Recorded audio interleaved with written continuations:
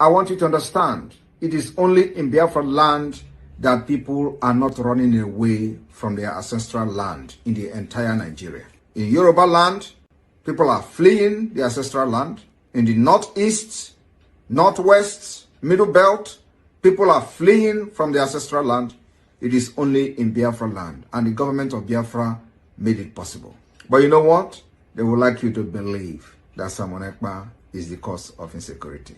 No, I am the solution, and the only way they can get to you is by kicking me out of the way, which is not possible. I have come.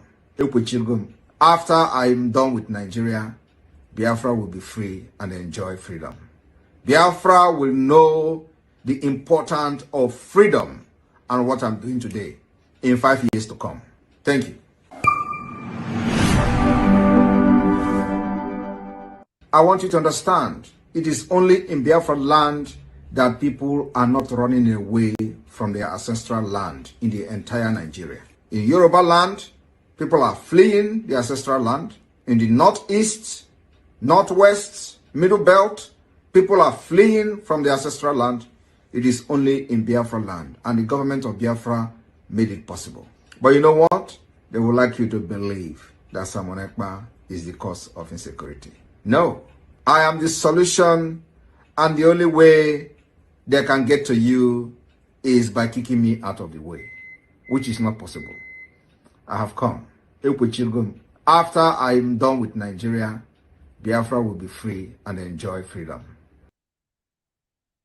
In 2021, Mr. Nnamdi Kanu, a British citizen, was abducted by Nigerian security forces in Nairobi, Kenya. Since his detention, he has been subjected to torture and many other unpleasantries. A United Nations Rights Council report released a damning assessment of Nigeria's government's treatment and called for his immediate release. My right honourable friend from Camberwell and Peckham has worked tirelessly on behalf of Mr Kanu and is urging the Foreign Secretary to do more to secure his release. Nigeria is a Commonwealth nation that receives tens of millions in UK aid. It is one of the biggest benefactors of aid. Part of this aid support must be a commitment to human rights and upholding the right to fair trials. Mr Kanu must be given access to a fair and due process. A British citizen travelling on the British passport should not be kidnapped in a third country and dragged to a Nigerian prison. The government needs to get much tougher. In 2021, Mr Nnamdi Kanu, a British citizen, was abducted by Nigerian security forces in Nairobi, Kenya. Since his detention, he has been subjected to torture and many other unpleasantries. A United Nations Rights Council report released a damning assessment of Nigeria's government's treatment and called for his immediate release. My right honourable friend from Camberwell and Peckham has worked tirelessly on behalf of Mr Kanu and is urging the Foreign Secretary to do more to secure his release. Nigeria is a Commonwealth nation that receives tens of millions in UK aid. It is one of the biggest benefactors of aid. Part of this aid support must be a commitment to human rights and upholding the right to fair trials. Mr Kanu must be given access to a fair and due process. A British citizen travelling on the British passport should not be kidnapped in a third country and dragged to a Nigerian prison. The government needs to get much tougher. Did I commit any crime? Did I commit any crime? The answer is no. I committed no crime. I am fighting for the freedom of my people as contained in the constitution of the zoo called Nigeria. I did no wrong. That was why after 2 years they could not prove any case. Even till now, we are still in court, they cannot prove any case. And people talk as if they are so moronic that an animal is better than them. They say I insult them. I insult you because you can't reason properly. I did nothing wrong. Calling for the establishment, or should I say the restoration of Biafra, is within provisions of the Constitution of the Federal Republic of Nigeria. is very clear and straightforward. It's there. Go and check it yourself. And you're asking me to be happy instead of me to be upset that I was arrested. Did I commit any crime? Did I commit any crime? The answer is no. I committed no crime. I am fighting for the freedom of my people as contained in the constitution of the zoo called Nigeria. I did no wrong. That was why after 2 years they could not prove any case. Even till now, we are still in court, they cannot prove any case. And people talk as if they are so moronic that an animal is better than them. They say I insult them. I insult you because you can't reason properly. I did nothing wrong. Calling for the establishment, or should I say the restoration of Biafra, is within provisions of the Constitution of the Federal Republic of Nigeria. It is very clear and straightforward. It's there. Go and check it yourself. And you're asking me to be happy instead of me to be upset that I was arrested. Did I commit any crime? Did I commit any crime? The answer is no. I committed no crime. I am fighting for the freedom of my people as contained in the constitution of the zoo called Nigeria. I did. If the activities of Simon Ekpa, who is issuing the illegal sit-at-home order, is not checked, he may succeed in corrupting the minds of Nigerian youths and turning them against the government of Nigeria. Accordingly, the Senate resolved to condemn the sit-at-home in totality, as well as the nefarious activities of Simon Ekpa, who is the gang leader. Point of order, the leader of the Senate. Mr. President, the Senate is worried that if the activities of Simon Ekpa, who is issuing the illegal sit-at-home order, is not checked, he may succeed in corrupting the minds of Nigerian youths and turning them against the government of Nigeria. Accordingly, the Senate resolved to condemn the sit-at-home in totality, as well as the nefarious activities of Simon Ekpa, who is the gang leader. Point of order, the leader of the Senate.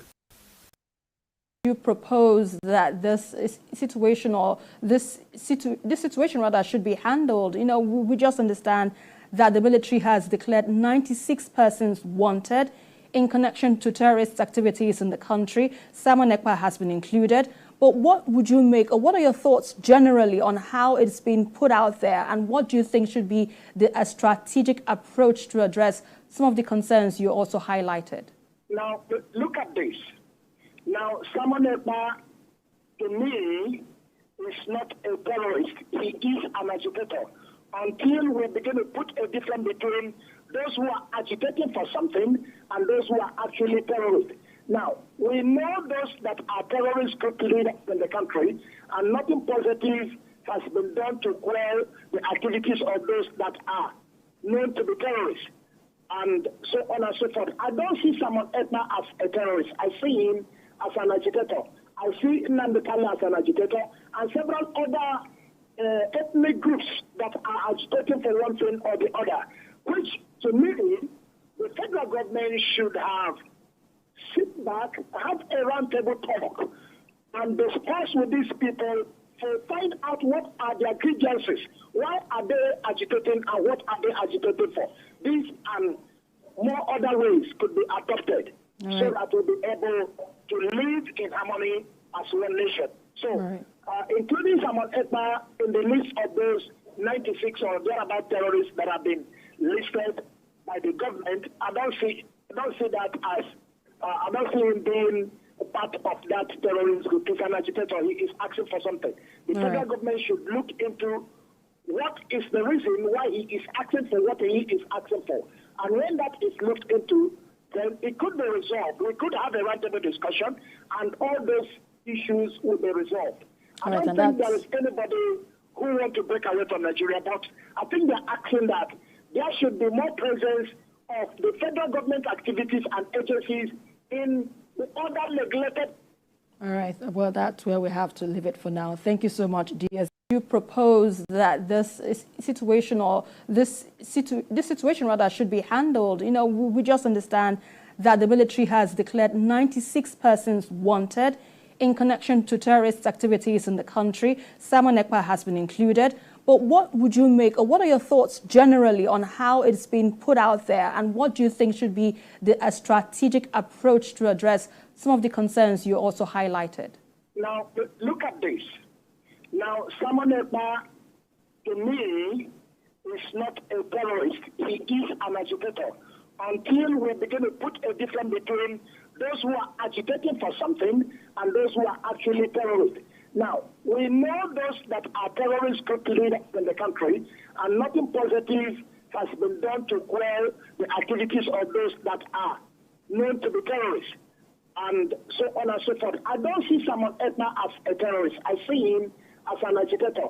I see Nnamdi Kanu as an agitator, and several other ethnic groups that are agitating for one thing or the other, which, to me, the federal government should have sit back, have a roundtable talk, and discuss with these people to find out what are their grievances, why are they agitating, and what are they agitating for.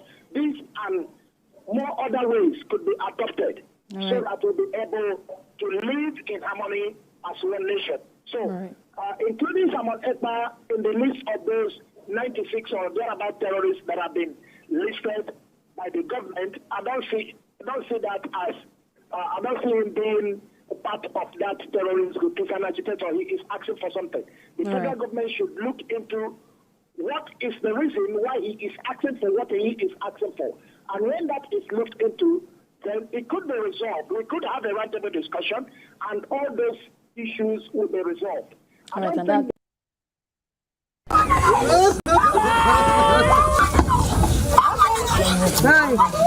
Community in distress. Their loved ones have been killed by terrorists. Human bodies litter the streets, some with deep machete cuts, and many burnt beyond recognition. It's not a pleasant sight to behold. The smell of burnt humans fills the air, and graves are being dug as the living bury their dead. According to eyewitnesses, the terrorists stormed Runji village in their numbers, shooting sporadically and setting houses ablaze with occupants in them. Those who were lucky to escape say the rampaging gunmen operated for over an hour, adding that military intervention came late. Kill our people, kill our husband. Don't put fire anywhere. We don't know where they come from. They come kill our children with my uncle, father, my sister yesterday. About 10:30 yesterday night, after a successful wedding of our illustrious son, the Fulani just occurred to the village and attacked us. And many souls were killed. About 30 corpses are laying down. Many are injured, are in the hospitals. And we are pleading on the solidarity of the government to come and rescue us.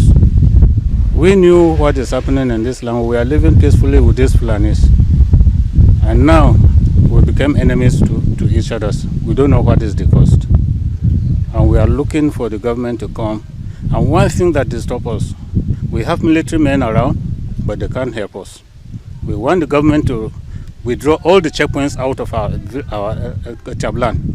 They are plenty, more than 200 people's attacks. Did they bring guns? What did they bring? They bring guns and shooting us and burn our house. Yes. What were they saying? Did you hear anything?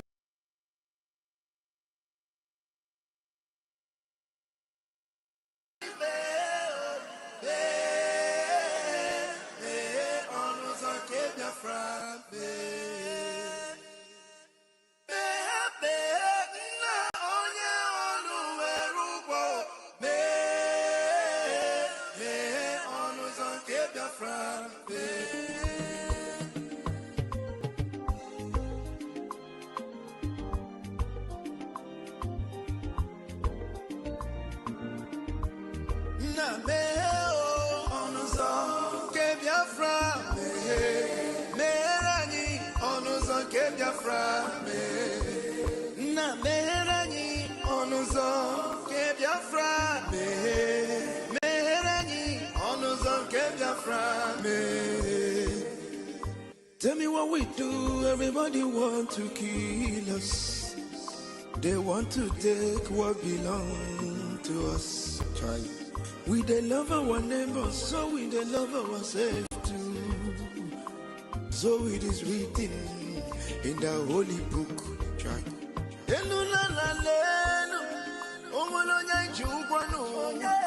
If I not channel,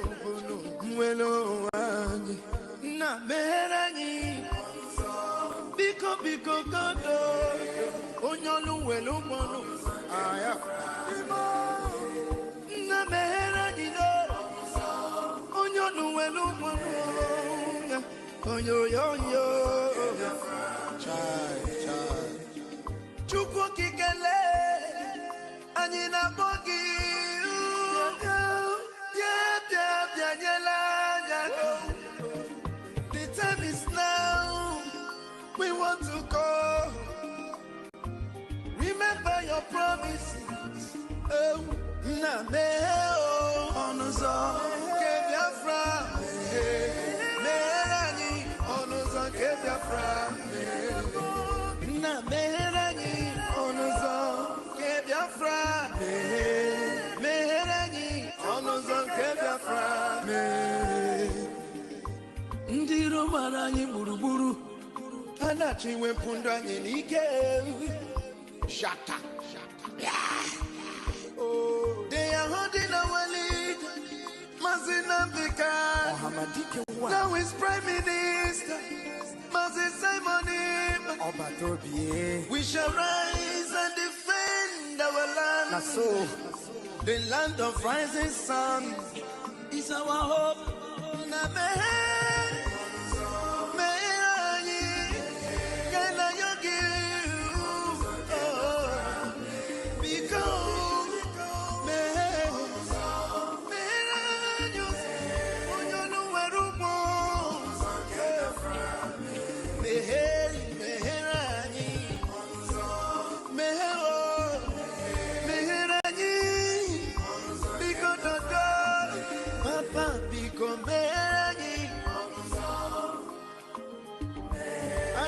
Yogi Bikonu Sitende music kame iwele yo mehabe na onye wanyi be onuzo ke Biafra be.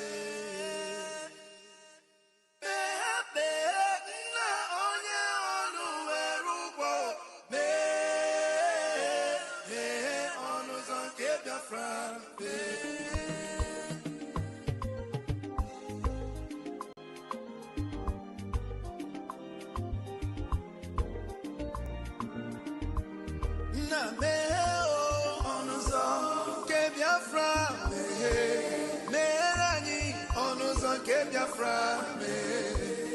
Na meherani onuzo ke Biafra me. Meherani onuzo ke Biafra me. Tell me what we do, everybody want to kill us. They want to take what belongs to us. Try. We they love our neighbors, so we they love ourselves too. So it is written in the holy book. Try.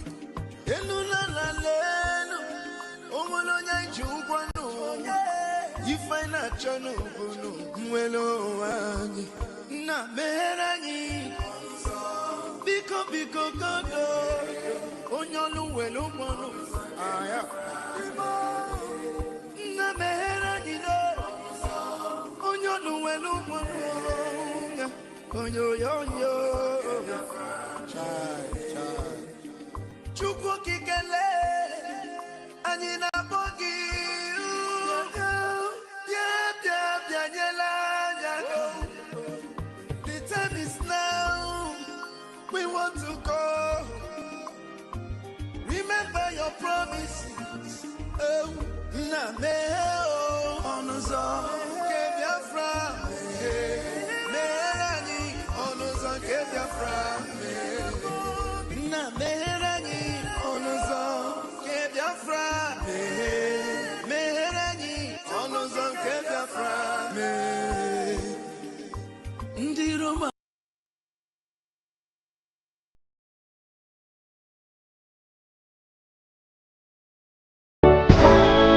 Hail Biafra, land of the rising sun, love and cherish. We have vanquished our enemies.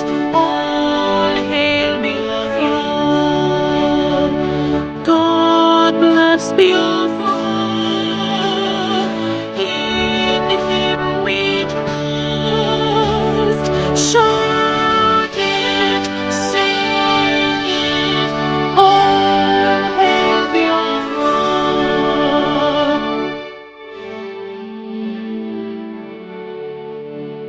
God bless Biafra.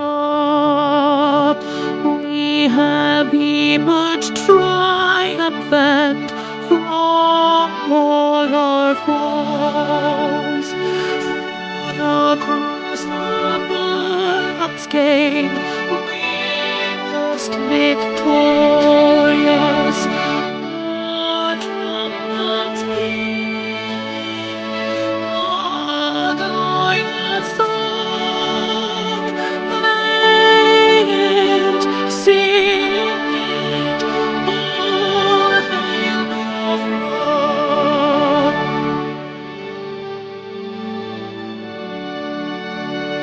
Oh, hail Biafra,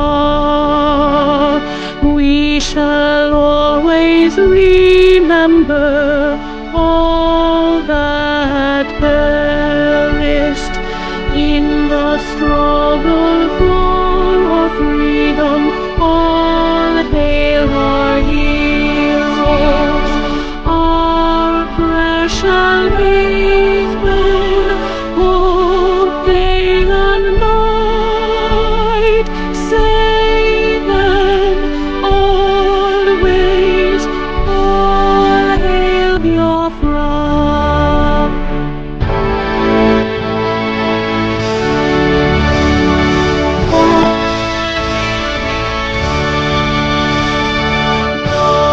Star shines everywhere.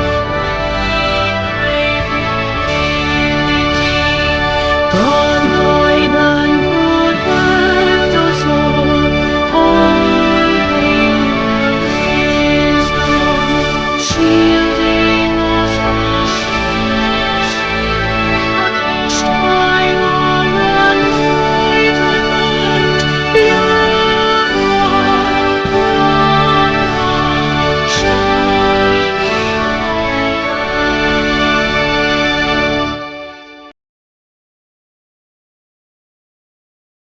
A minute silence to the fallen heroes of Biafra, and the time starts now.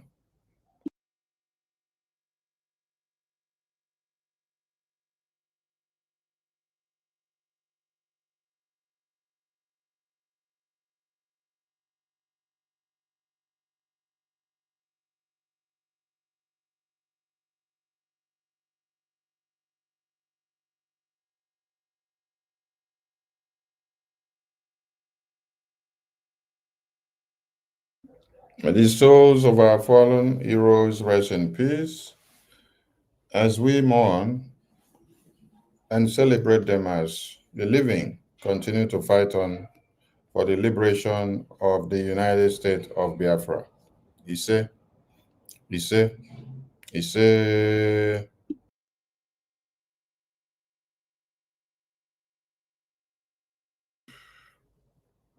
Good morning, good afternoon, good evening, wonderful people of Biafra and lovers of freedom. Joining us from all over the globe. You're all welcome. And without wasting much of our time, I welcome the big fish to the house. The Honorable Mama, which all Biafrans have been waiting for. At the end of the program, some calls may be coming in and some questions may be also coming in from the studio and also from the phone lines. At this very point, Biafrans have been very, very hungry of hearing from you, Mama Ada Onuwu. You said you want to speak to the Biafran people and you have a very important message to deliver. You're welcome on stage. I give you the mic. You speak to Biafrans as impulse as that when you want me to interrupt, I will. Thank you, ma'am. You're welcome. All hail Biafra. All hail Biafra. All hail Biafra. All hail Biafra. All hail Biafra. All hail Biafra. I love all of you. From the bottom of my heart, coming from Southern California in the USA, I've come here to speak to my people. You are my people. I'll first of all start by telling you who Onuwu is. Onuwu will be 73 years old in November. Onuwu has been in this struggle over 13 years. I've worked closely with almost everyone. Mazin Nnamdi Kanu, he laid hands on me in California, prayed for me. I've worked with Obidio Bienu, Bridget Okafo, Madam Oyibo, late Dr. Okoro. I've broadcasted in Radio Biafra every Saturday till that radio station no longer being a place Onyendu told us we will go to worship. So I took myself out. In the course of these 13 years, there has been times I have taken myself out as led by the Spirit. And then when the appropriate time comes, the Lord will bring me back. It could be anywhere between 4 to 5 times. I will take a sabbatical like I did with the Radio Biafra. Radio Biafra. I was always broadcasting every Saturday with Dr. Ekpa, Monachimso. And then the Spirit ministered to me that these ones are no longer pursuing what we were there to do. I took a sabbatical, they couldn't believe it. And in no distant time, not even months, they went with Nina's, Tony Nadi, and they were trying to bring me in. I left. So also with, in California, Obidio Bienu and Uche Mefo, we used to go to the British building and there do a protest. I will carry my bullhorn. We will be talking to people about Biafra. And then when they betrayed, I left them. Even regarding my contributions, I won't begin to count it because I'm fighting for me. I won't come here to start telling you how much I've put in, the time, the energy, everything, what I did. So this, I don't know who comes from a humble family. We are the kingmakers.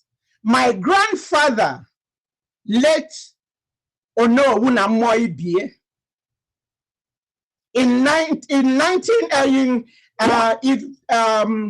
what is it now? In 1912, he was one of the warrant chiefs that went to Lagos and they deceived them. My dad was only 8 years old, having been born in 1904.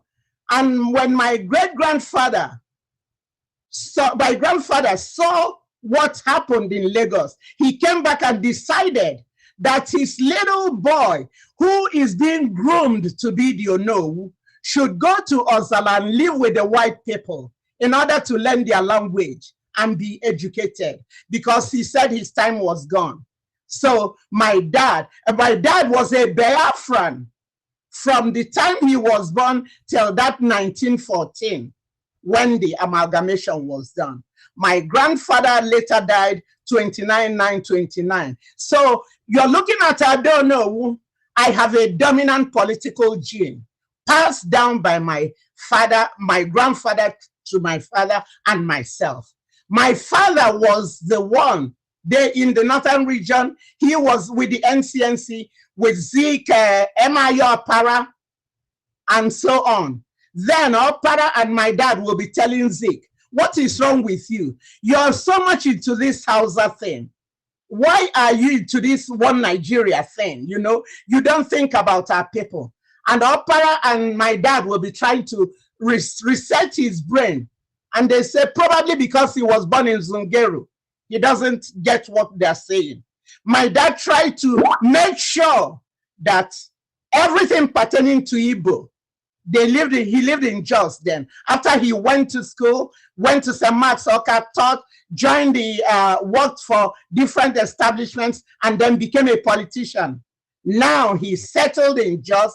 In Jos, he started the Igbo Union Grammar School, Igbo Union College. Then all Igbos were one. We didn't even know. We did not know that we came from different towns. Not until after the war. That was when I realized, my classmates, we were all in Jos, that we came from different towns. When we met, he said, what are you doing here?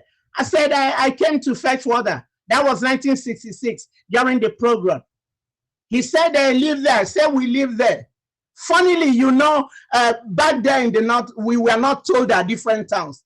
I told them that they told me that I am from Nkpo. And he said, they say I am from Ogidi. And we both laughed. So these things has been going on.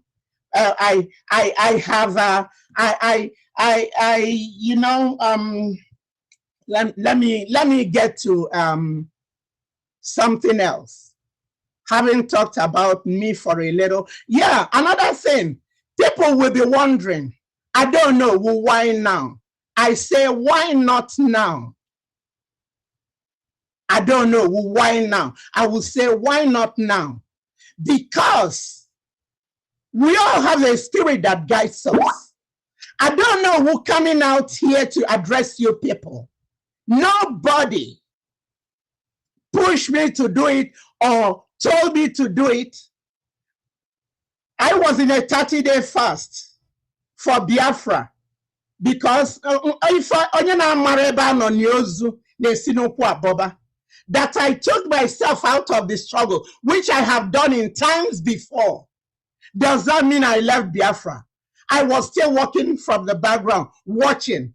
And Kenya, I don't know if Kenya no na tukwani wefu, so when things started happening, when I took myself out, I was still in the wings watching to know what's going on.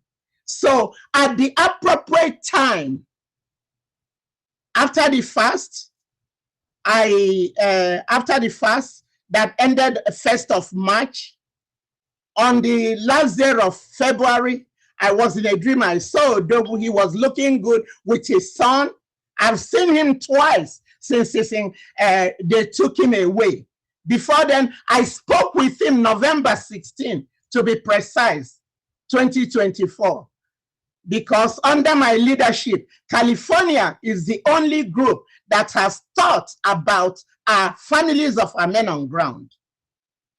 We collected money, and then I told Odogu he was so glad, 4,350 to be precise, so that they will have their Christmas palliative. Yes. So now I've been watching from the wings. Let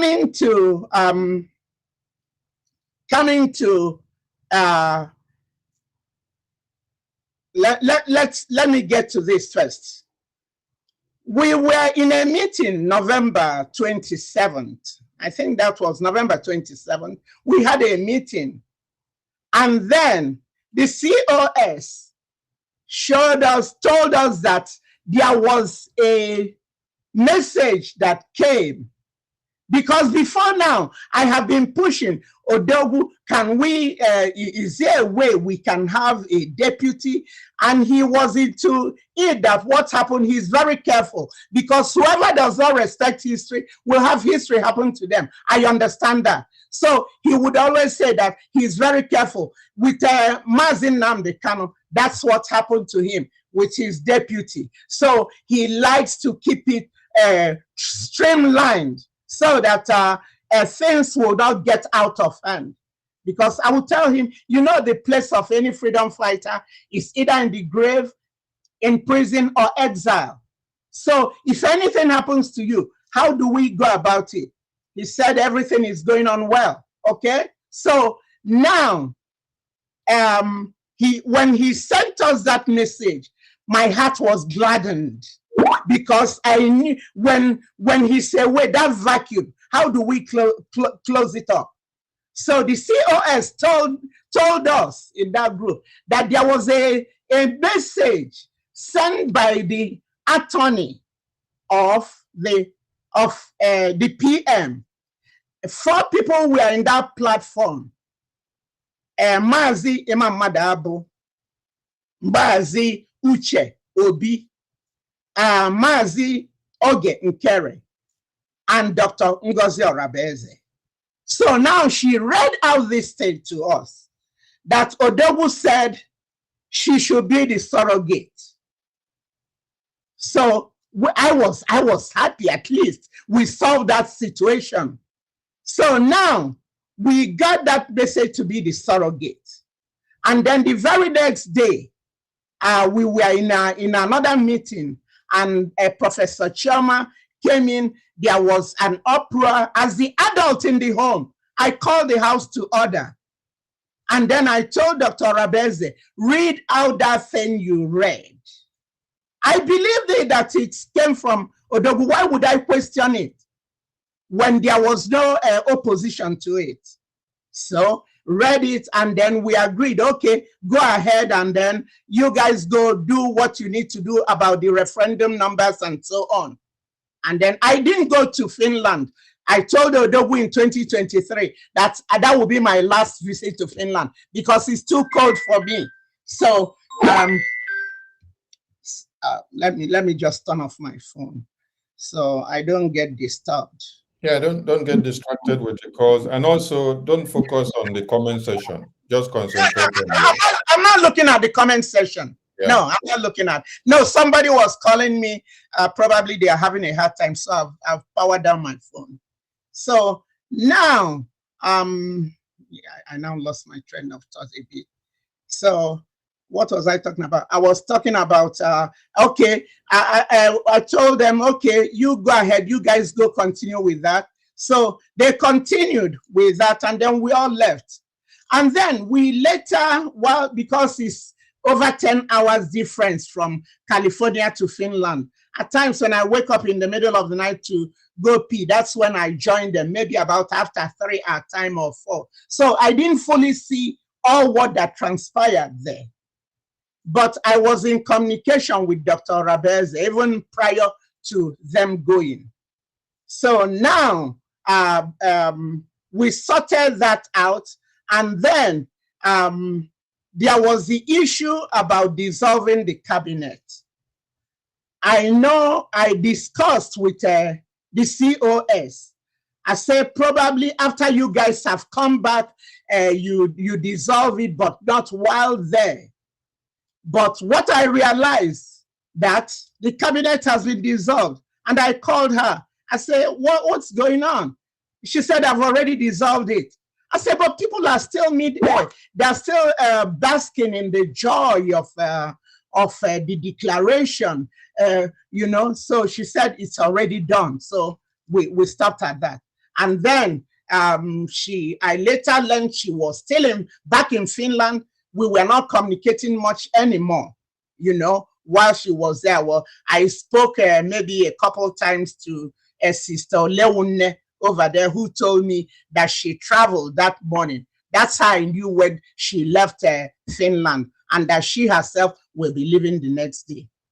So this now continues. So after we came back, we had a meeting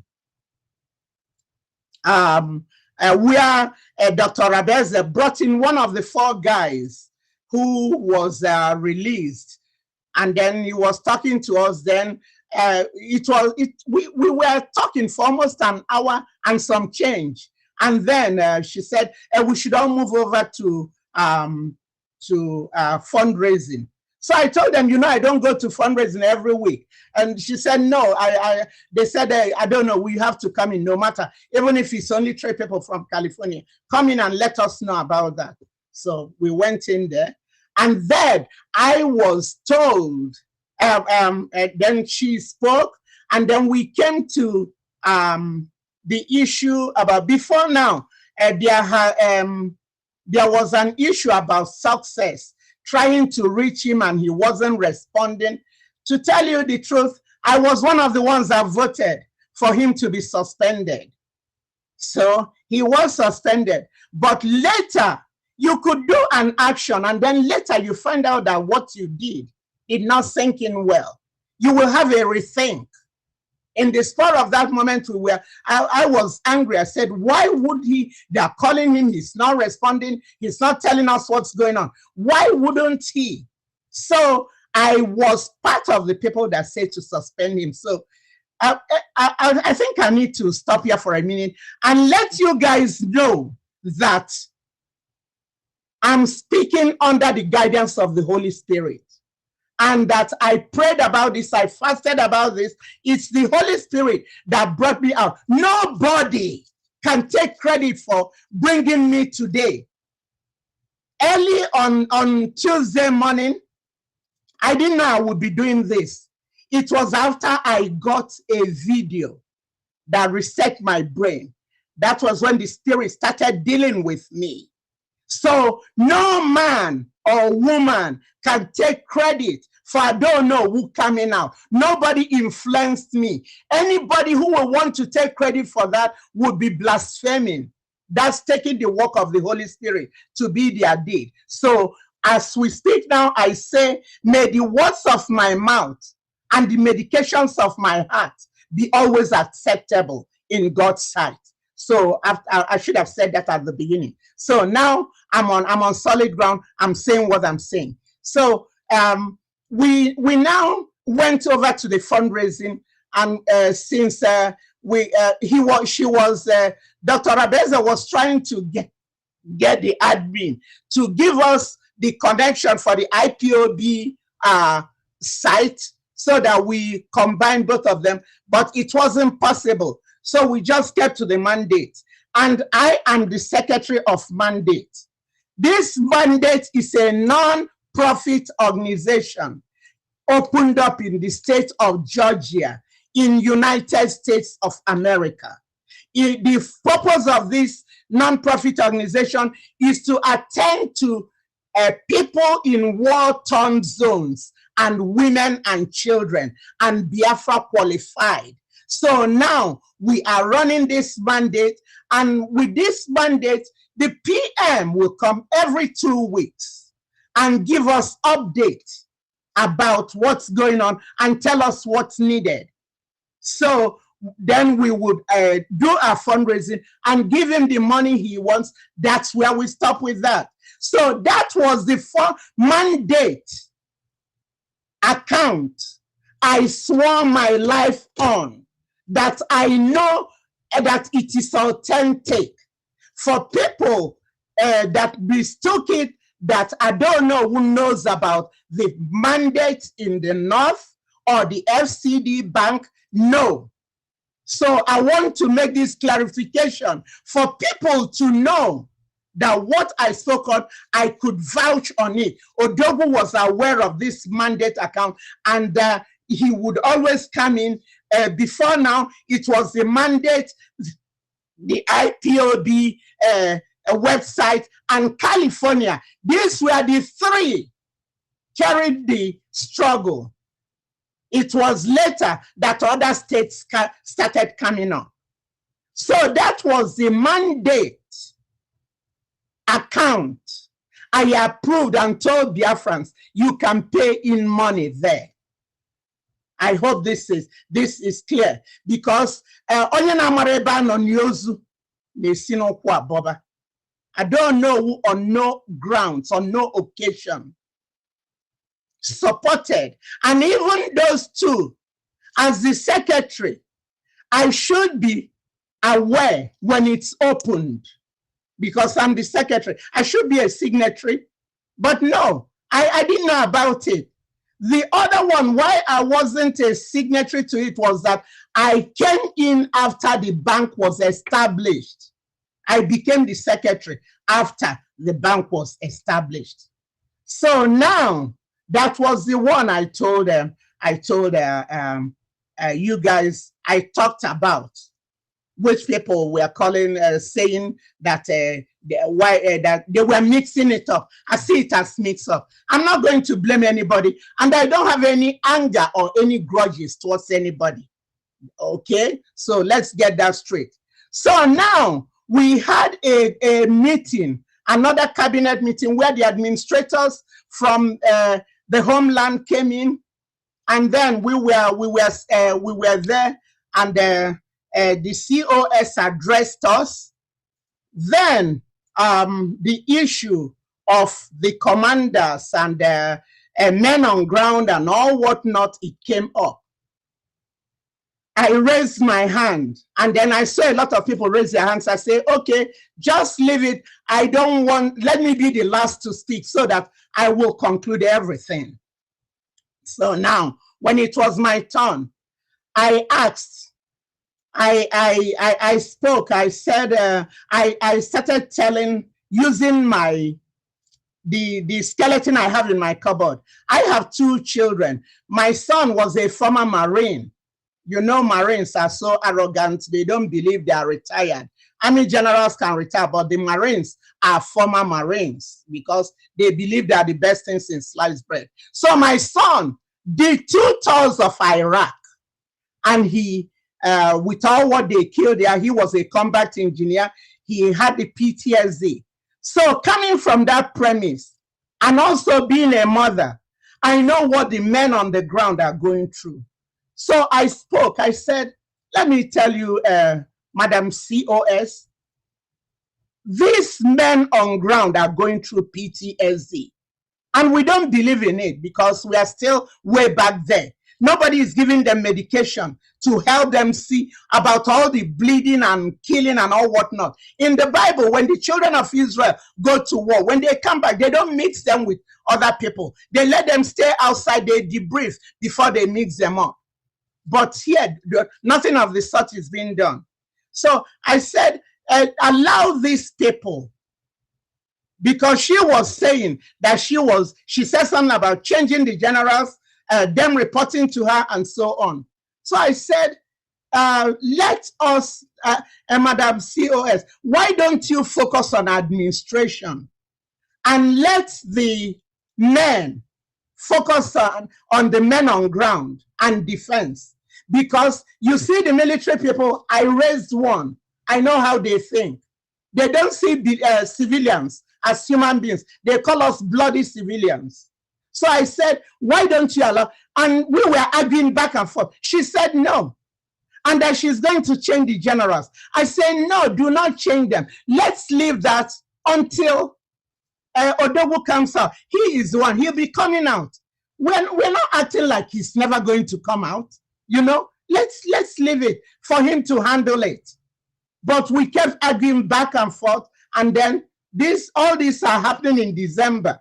I can't tell you the exact dates at this time. So all these were happening in December. So now she did not oblige, and I have had times privately I will try to advise her that no, she doesn't want to heed to any advice. She says what she wants to do, that she will be overseeing everybody. I said, why don't you give them the instruction, the Onyami and Nkwocha, the defense minister, and tell them what they will tell the men. And when they meet with them, they'll bring you backward. He said, no, it must go through her. So we argued back and forth, back and forth. Eventually, I gave up. Then another one was when when she had a virtual visit. I was already getting all tired with all I'm hearing, men being killed and so on. It distresses me.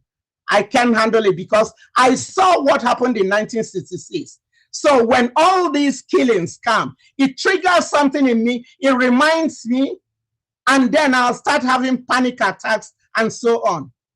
Some of you don't understand what we saw during the war, how heads were cut off, women coming from Plateau in the train, and then they're carrying their husbands with the heads cut off close to them, and then the Gala people and so on, they push down the train, and then they massacred the women again.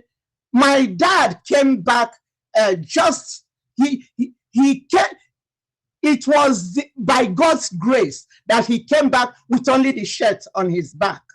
So all this, I know all what's going on. And I've been in this struggle for so long. I say na onye nwanyi buzo no adi na ke wenkwonkpite. And if I okay je don anifo, what am Maria? So I tried my best. I talked to Dr. Rabeze. It wasn't working. I advised her. She wouldn't hearken to it. So then, when I had my medical episode, which I almost died here, because I'm living all by myself. My daughter lives in San Diego. My son lives in Boston. So I said, you know what? You have to be alive to fight another day. That was coupled with the dreams I had, seeing all these young men, all these that are happening now. The Lord had already revealed it to me.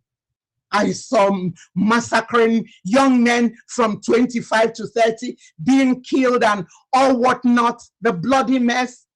So I woke up and then I called her. I spoke with her for over an hour. She wouldn't change. She wouldn't budge.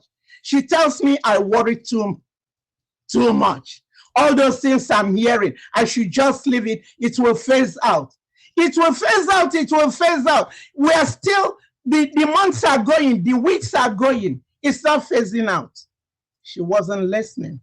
So then that night, I wrote that I want to be taking off all administrative and ministerial work due to my health, and that I will still be working for Biafra. But for now, I don't want to. And I've done it in the past, even with Odogu. When he put me in CRC, I told him it was stressing me out. It's not a big issue. There's no contract signed by anyone that you must continue to be where you are. If you're not okay, you can take a break. Like Odogu will always say, if the pressure cooker is too hot for you, step aside. When it cools to the temperature you can handle, then you come back. So I couldn't continue anymore. So now I left. I was still in the wings watching what's going on. Occasionally I will come out to the YouTube, I will see it, or people will send me a thing. And then I got the message of Butuzo. Let me tell you guys, Ikonso didn't have to die if he had stayed abroad. But because of the love the young man has for Biafra, he left and came home and told Bazi Nnamdi that he's going to work with us. He was the commander. This Butuzo was his 2IC. That will tell you the caliber of Butuzo. He's not a criminal.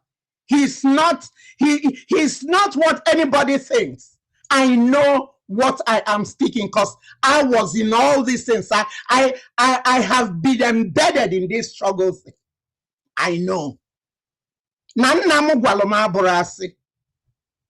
I know. So when Ikonso died, Onyendu did not even grieve his parents as much as he grieved, to show you the love and the commitment Ikonso had. Onyendu said it will take 2,000 heads to bury that young man. And Butuzo now stepped in his shoes. It took so much.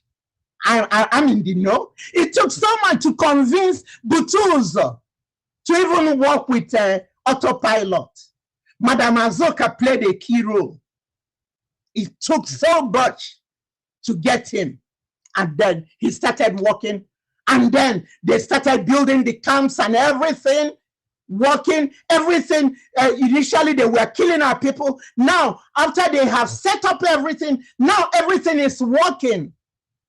We have to be moving up. We don't have to, we go one step forward, we go 11 steps backwards. No, that's not how the world works. The world is now static that you come and you stay here. The world is dynamic. You move with time. So now, Butuzo and his group, they have established this and doing a fantastic job. We were sending this money, funneling this money through Success, because Success, when Onuwu would be speaking, Success will come, they'll be speaking their language. And you see the camaraderie, you see the rapport.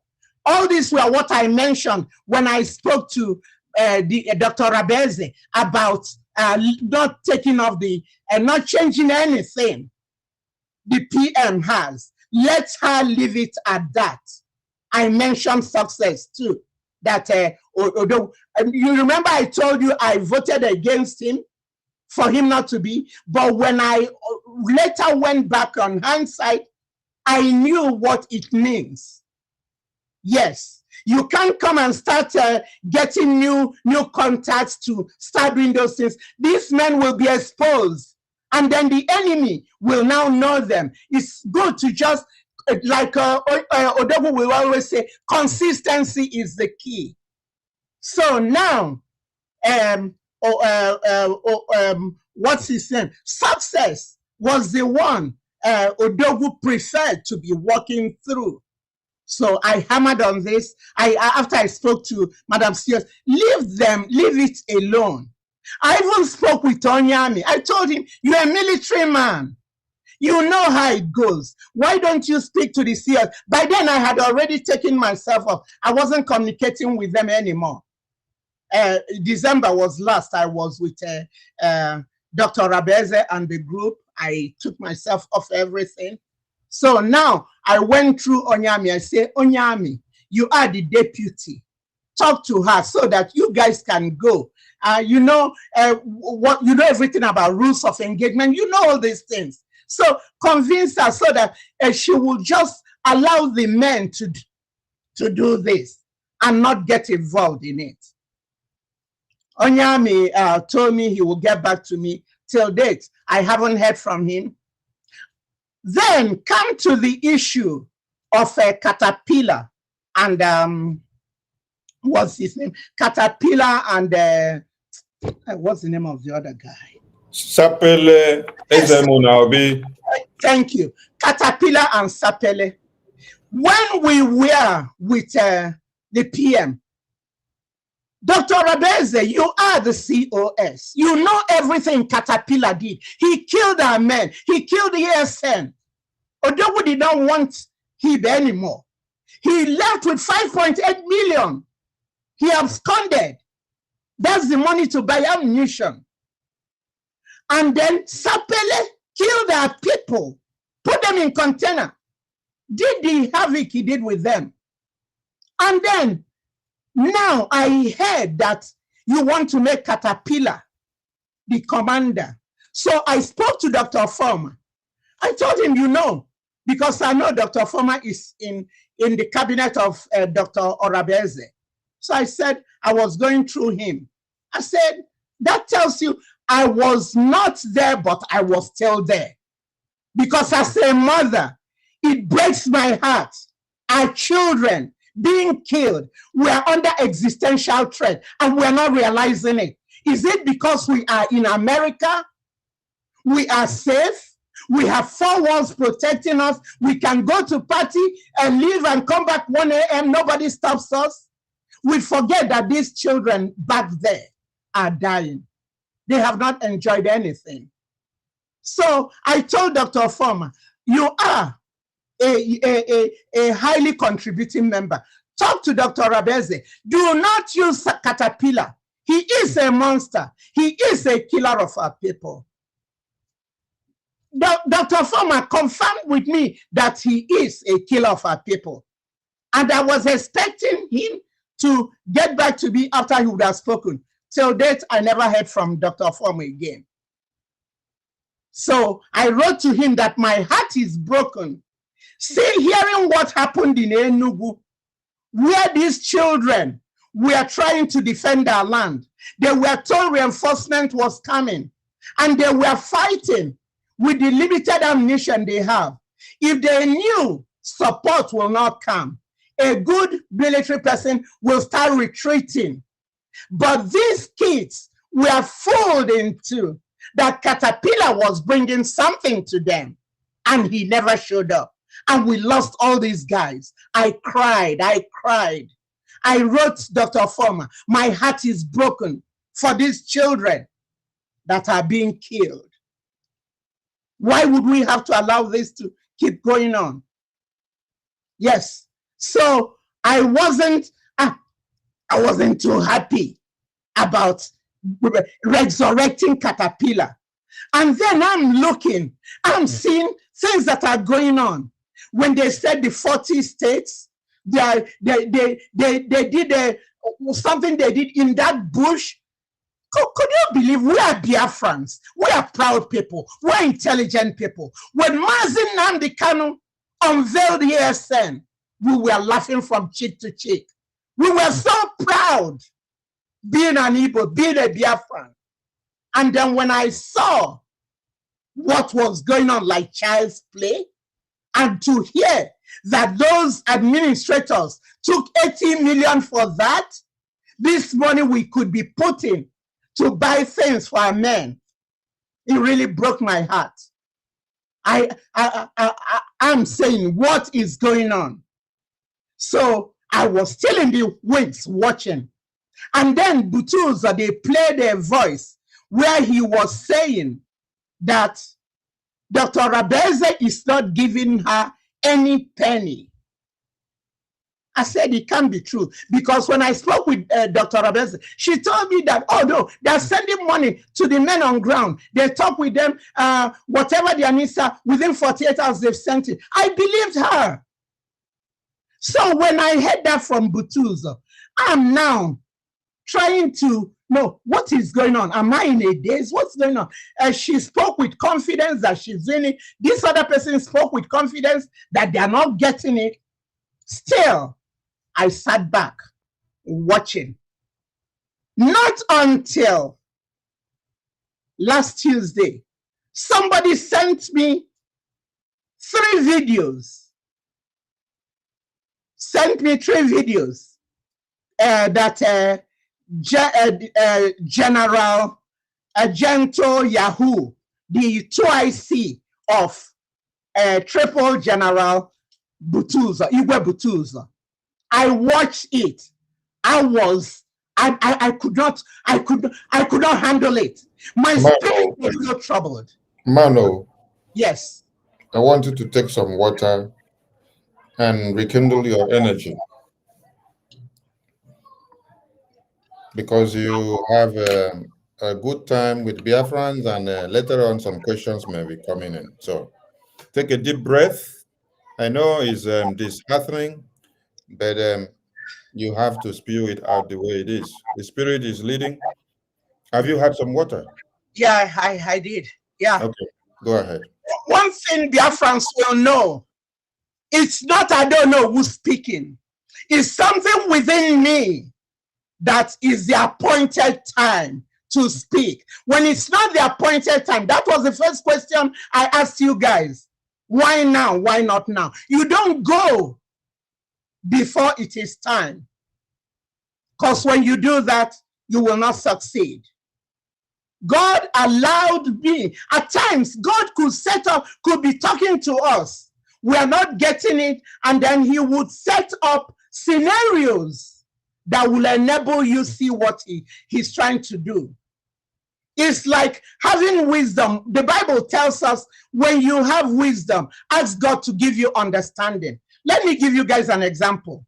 A medical doctor who spent 8 to 10 years to have his license knows that smoking is not healthy for him. It kills. It makes you have cancer and so on. And he's educating his patients. But that doctor is a chain smoker. So that doctor has wisdom, but not understanding.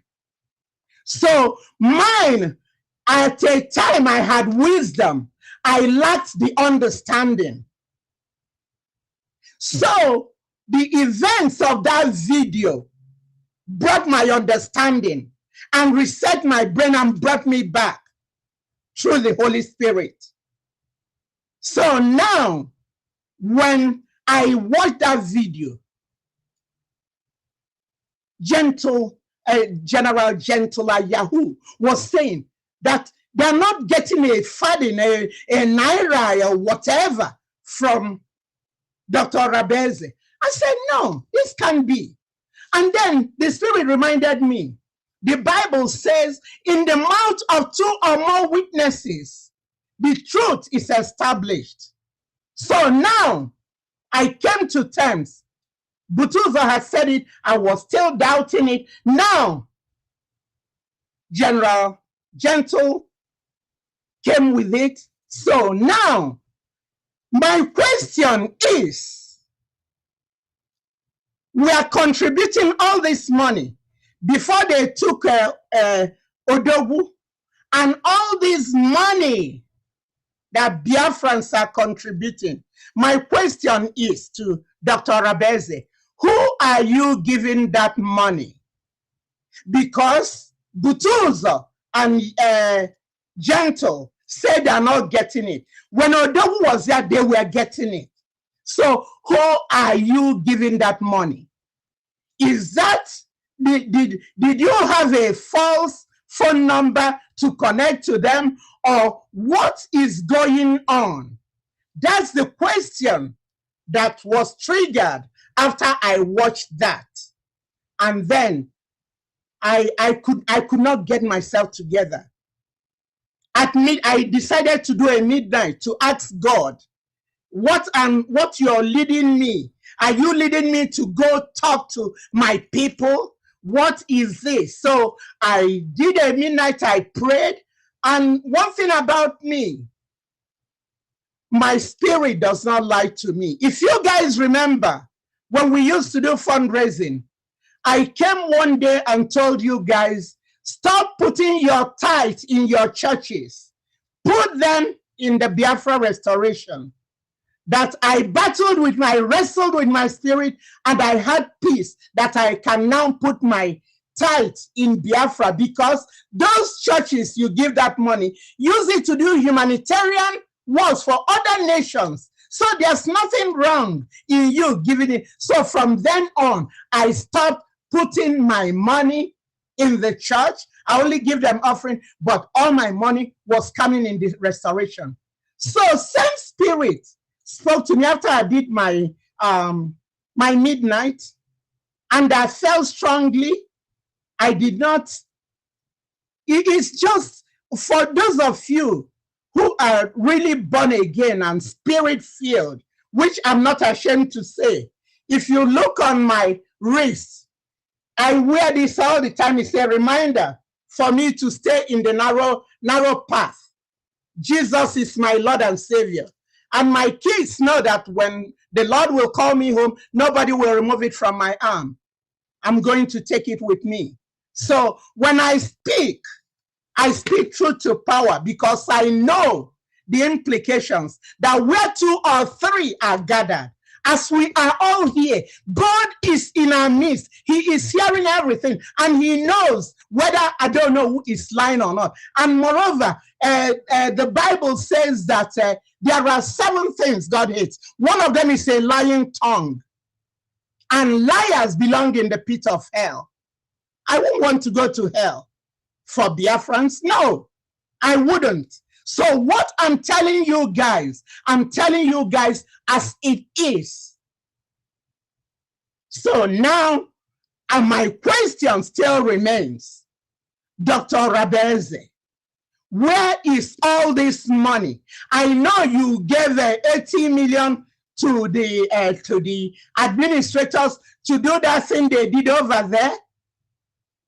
I know Caterpillar ran away with over 30 million because you did not hearken to advice. Because if you had listened and know not to use Caterpillar, we will not be losing that money. So I am here to speak it as it is. Anybody who doesn't like, fine. But you know, Ezekiel 33, 6-8 says, if you see something wrong, somebody doing a thing that is not right, and you don't tell them, God will hold you accountable.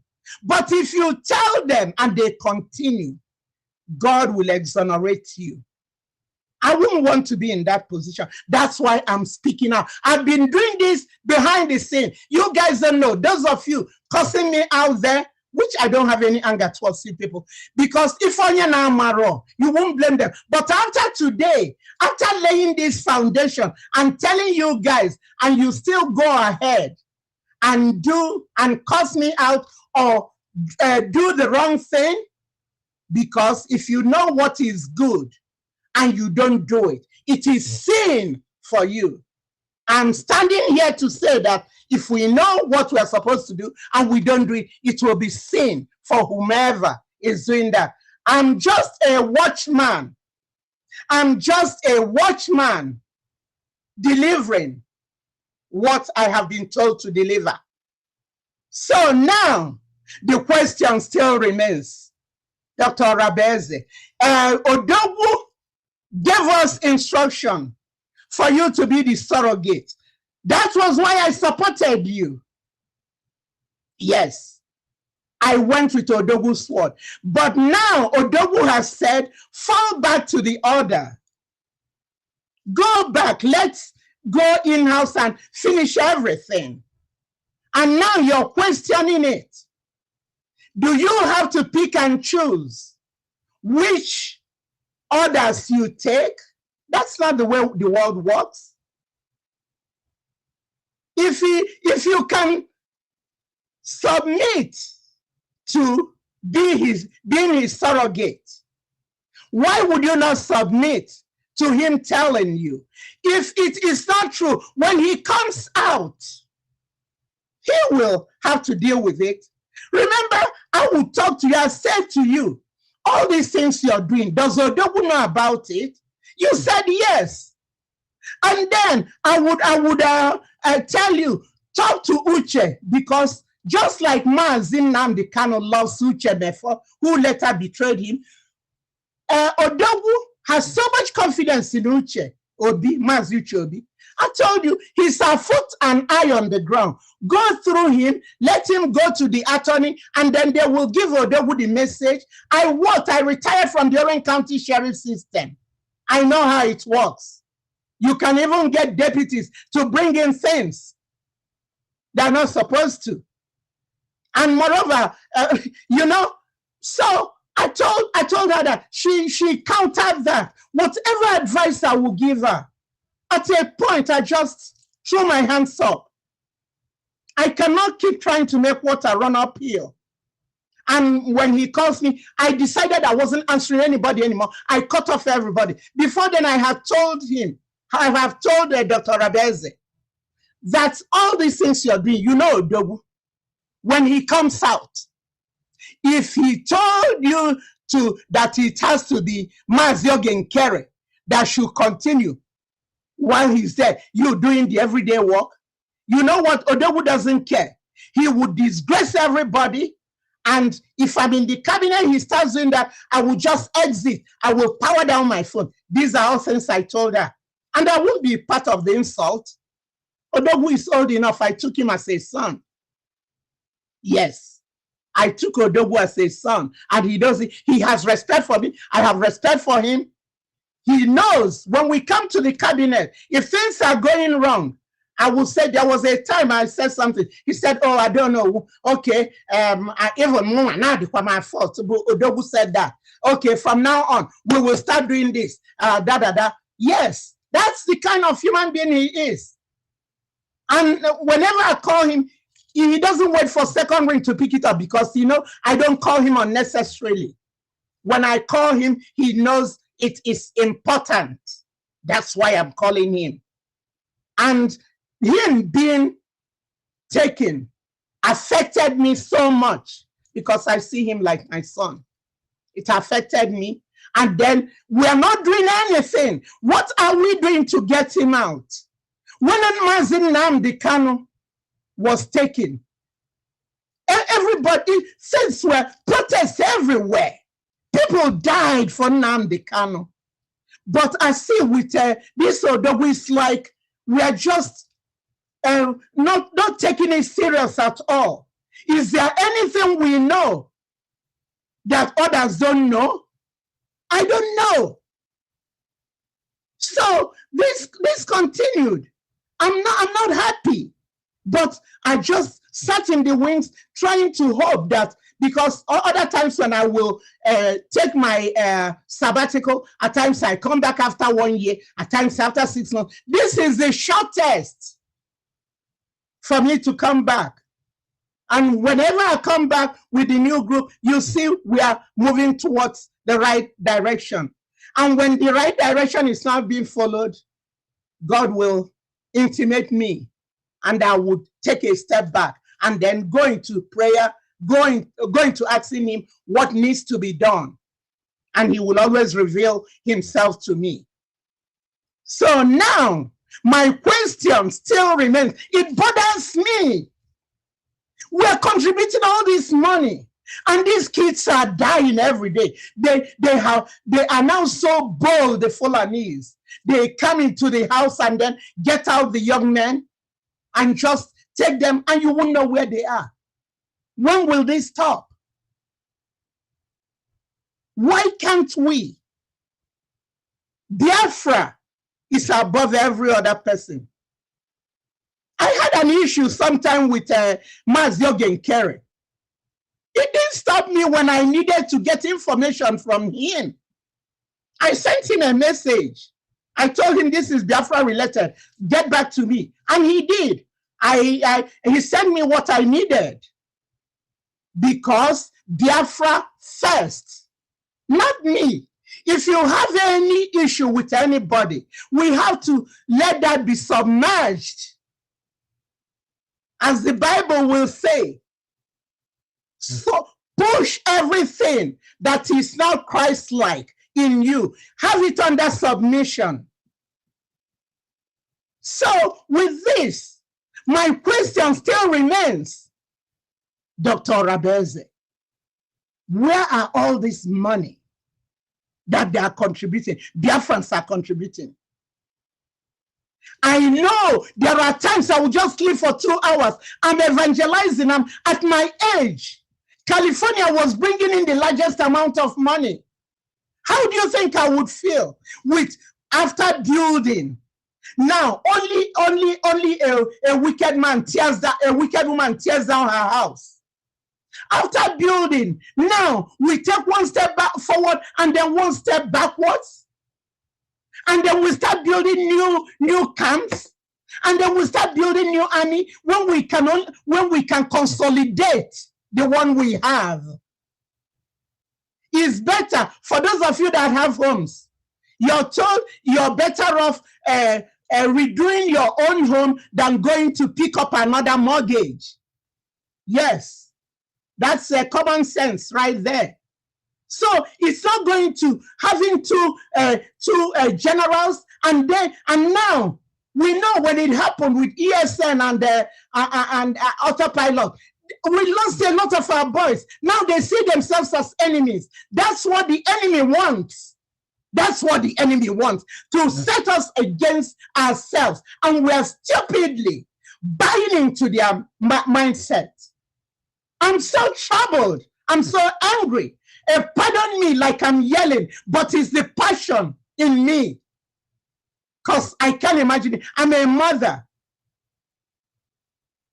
when my son was in Iraq, you know how they notify families about 6 a.m. They will walk through your driveway with the flag folded. Two officers will come in and break the sad news to you. When my son was in Iraq, I would pray all night, almost 5:30. I'll go sit in the living room. I'm watching whether there'll be a knock, because bodies are coming back in body bags. So that day will pass again. I will be happy. Then the next day, I will, until he comes back. He later went on a second tour. It was the same thing. For some of you that might think, I don't know who is chasing clout. It's not true. I don't know who you're looking at. FBI has my fingerprint since 1997. That will tell you if I'm a criminal, they would have picked me up. I work for the Orange County Sheriffs. I carried the 4 keys of the jail to my house for the 10 years I worked. When I come, I pull out my key, I open the jail door, and then I'll go through security. Yes. So they have my information. So I'm not chasing clout. And God has already announced me. In 2003, a whole state of Israel gave me ambassador of goodwill because of my contributions to the state of Israel. In 2007, the United States Marine under the Department of Navy flew a flag in my honor in Al-Assad, Iraq. Then in 2022, when I turned 70, the former president of America,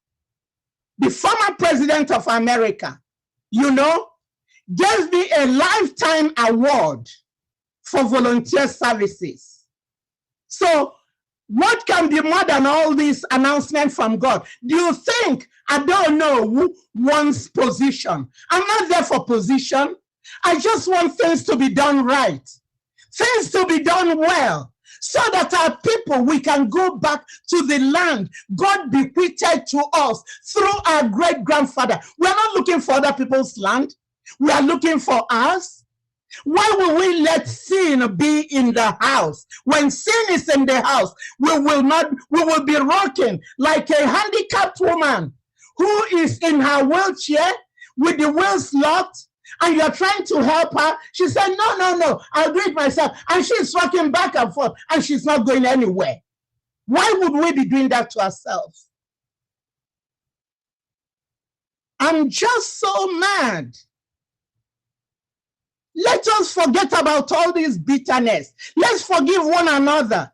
I say, Mother, I want us to forgive one another. Let us put our heads together. And you come 1 million ogabo fufu. But when we depend on this, that's what the British brought, the Fulanis brought it since 1804. And that thing, they've been passing it down. Fulani less than 1%. They are dealing with Nigerians, over 200 million people that are very stupid. Excuse my language. Very, very, oh no. How can they? These are nomads that God hated them so much, never gave them a land, told them to be wanderers. They came out of Futajalon, where the vultures rest. These are people an authentic Igbo woman will be responding to. Give me a break. Give me a break. We don't know who we are. The world knows who we are. That's why they're trying to get rid of us. So, name Dr. Abeze. I won't tell you lies. I like your mumuna. Oh, them. Onya kanji wepo wem. Imesi obosi asim mangabia kangwa military oku. Kekan gesi bia gwa military oku. When I told you to focus on administration and let the men focus on defense and men on ground. Whether we like it or not, it's a man's world. Whether we like it or not. Until Jesus comes, it's a man's world. Look at what's going on in Nigeria. Things that shouldn't be going on. Because look at Ekpa and Natasha. Look at you and May Dochie. It's a man's world. And then when we understand it, God has given women so much wisdom. So we'll use our wisdom. The woman is like the neck. The man is the head. You can rotate the man wherever you want to, but you have to apply wisdom and tact. Oh, Wutekam. Coming out today, on your one Tuesday morning when I woke up, that I will be here. No, people have been calling me, I don't know, go say something, go say something. No, I don't speak when man wants me to speak. I can only listen to God. When it's that appropriate time, I will speak. And I know that God is in heaven, like he said. We are on earth. He's monitoring every word we are speaking. And he knows the human heart, which is desperately wicked. That's why somebody could be doing evil and be lying under their tongue, telling you, and you're believing them. You don't know that what they're telling you is not true. You believe them, thinking that what they're telling you is true. For how long?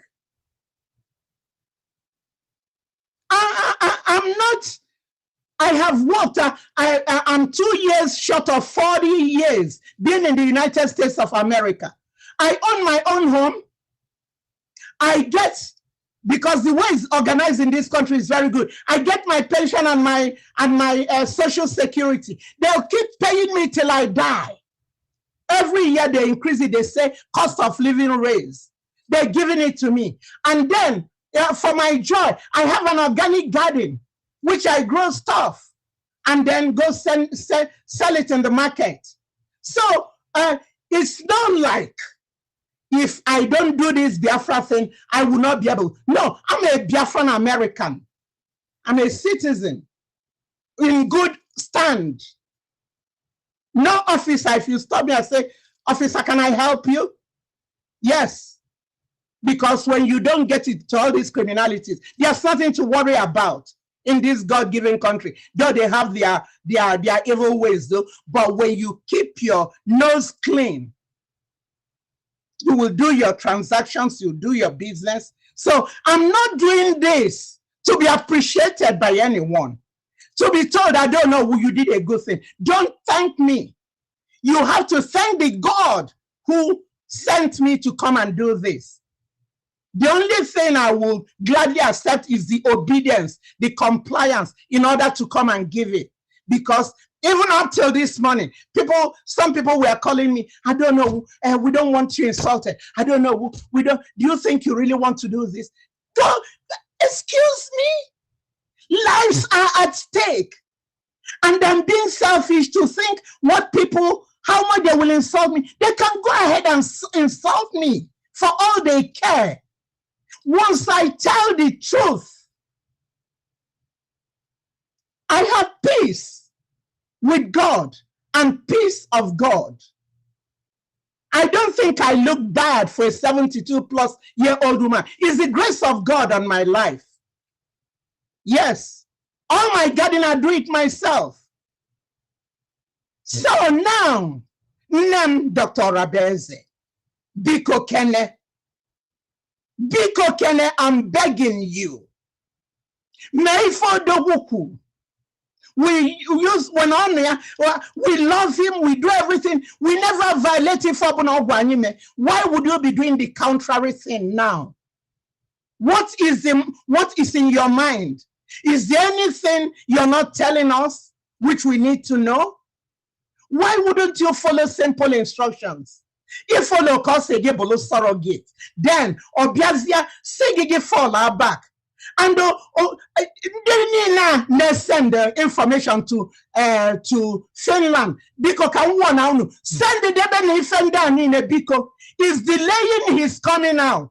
Because each time they send it, that's the Nigerian way. They send that, they will be reviewing it. Obukafaka conclude. As a care review, Godunka, let's take 6 hours, do this. Let's take 12 hours, do this. Because stop sending. They've gotten enough information that would exonerate him. And he will be coming out soon. I know he will be. My spirit is strong. I pray for him and Mazin Nnamdi Kanu every day. Mazin Nnamdi Kanu, the mom uses Psalm 70. Watakilia laid hand on Onuwu, prayed for me. It breaks my heart when I think about where he is. Okay, we were the ones that were on the platform. We had WhatsApp because our people are so filthy liars. Those IPOB China Sanworu them. Oh my goodness, what they did then, only God. The hottest part of the hell is awaiting all those monsters.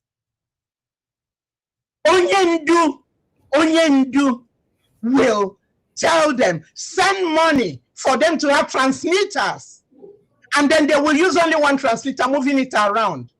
We collected money, we contributed 200 and something, and some people left, and we were taxed again, we contributed 100 and something. It was those transmitters he was taking. Now 215, were arrested, because of Ndeban, they arrested him. Yes. Onyendu me o onye mesinyendu ya. Why can't we think about him?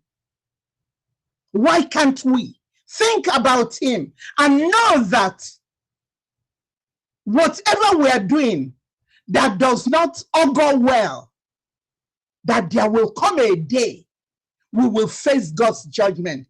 And to tell you truth, it will be a difficult thing to fall into the hand of the living God because he's a consuming fire. Bikonu, Ngozi, Dr. Rabeze, COS, Biko, have a rethink. Can you make any fact? Biafrans, Biko, I'm telling all of you, since Butuzo and Gentle say now only Mazin Kere. My main concern, Buddhist men on ground, I'm imploring you guys, why let's start putting money in Biafran government.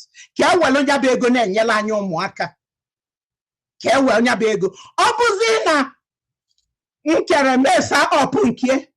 will come up with another thing. But as of now, we will go by the truth, because in the mouth of 2 or more witnesses, the truth is established. Butuzo and Gentle have already confirmed they are generals on the ground, for crying out loud. With them, this craziness, for take advantage of it, killing our people. Mama, yes.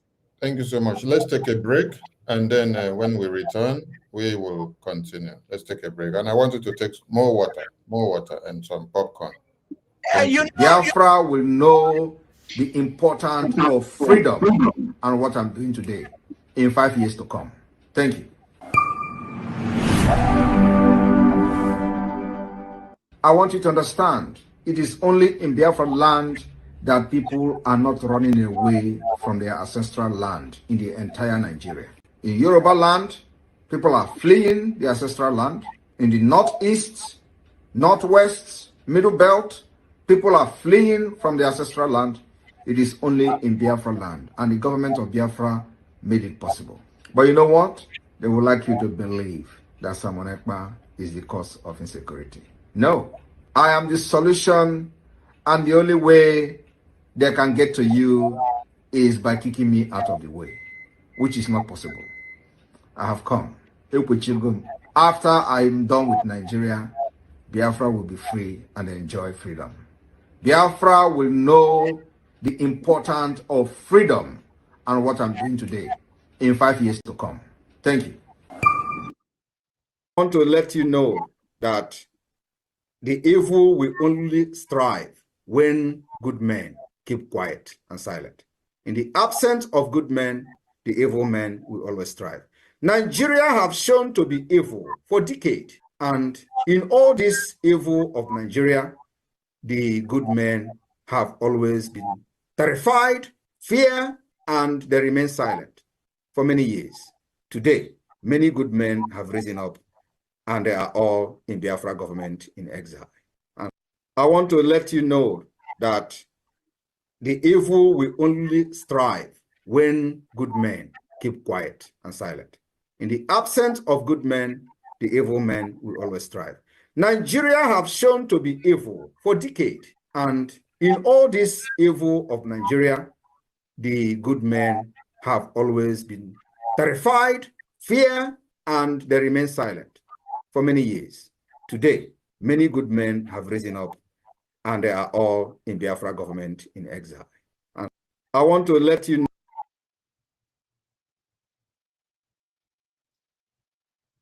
Welcome back, everyone. Welcome back. Today we have in the show, and here speaking to the Biafran people, the lovely Mama of Biafra. I call her Mama Onuwu, and she calls herself Ada Onuwu, but I call her Mama Onuwu. And she's looking so pretty today. Forget the fact that she has spoken this far, and then there are some sweat on her face, but it's part of the drill. It's part of the drill. And Biafrans are so happy to have her in the studio. Mama Onuwu, you've spoken extensively, and I allowed you to go far and far so that you pour out everything. Yes, so that your mind will be free. That is the spirit. Yeah, that's the spirit. So that at the end of the day, Biafrans will not say, I did not allow Mama Onuwu to speak her mind. So Mama Onuwu spoke extensively to clear the air, and every Biafran listening have been able to hear Mama Onuwu speak. She even took us memory lane, letting us to understand about our connectivity with Onyendu and Commander Ikonso, and the transition of Commander Butuzo, who is now the Chief of Defense Staff, the General. And now we have other commanders working under the Chief of Defense Staff, Commander Butuzo. And a lot of Biafrans have been asking many questions. And Mama Onuwu have actually answered many questions in her opening speech. It's like when Prime Minister interviewed Onyendu, and then Prime Minister laid a foundation before giving the floor to Onyendu to speak. Onyendu said, Simon, you have already taken almost what I want to say. I don't know where to start again. So, Mama Onuwu has spoken extensively and she has covered a lot. But let me see if I can crack some things out of our backyard now.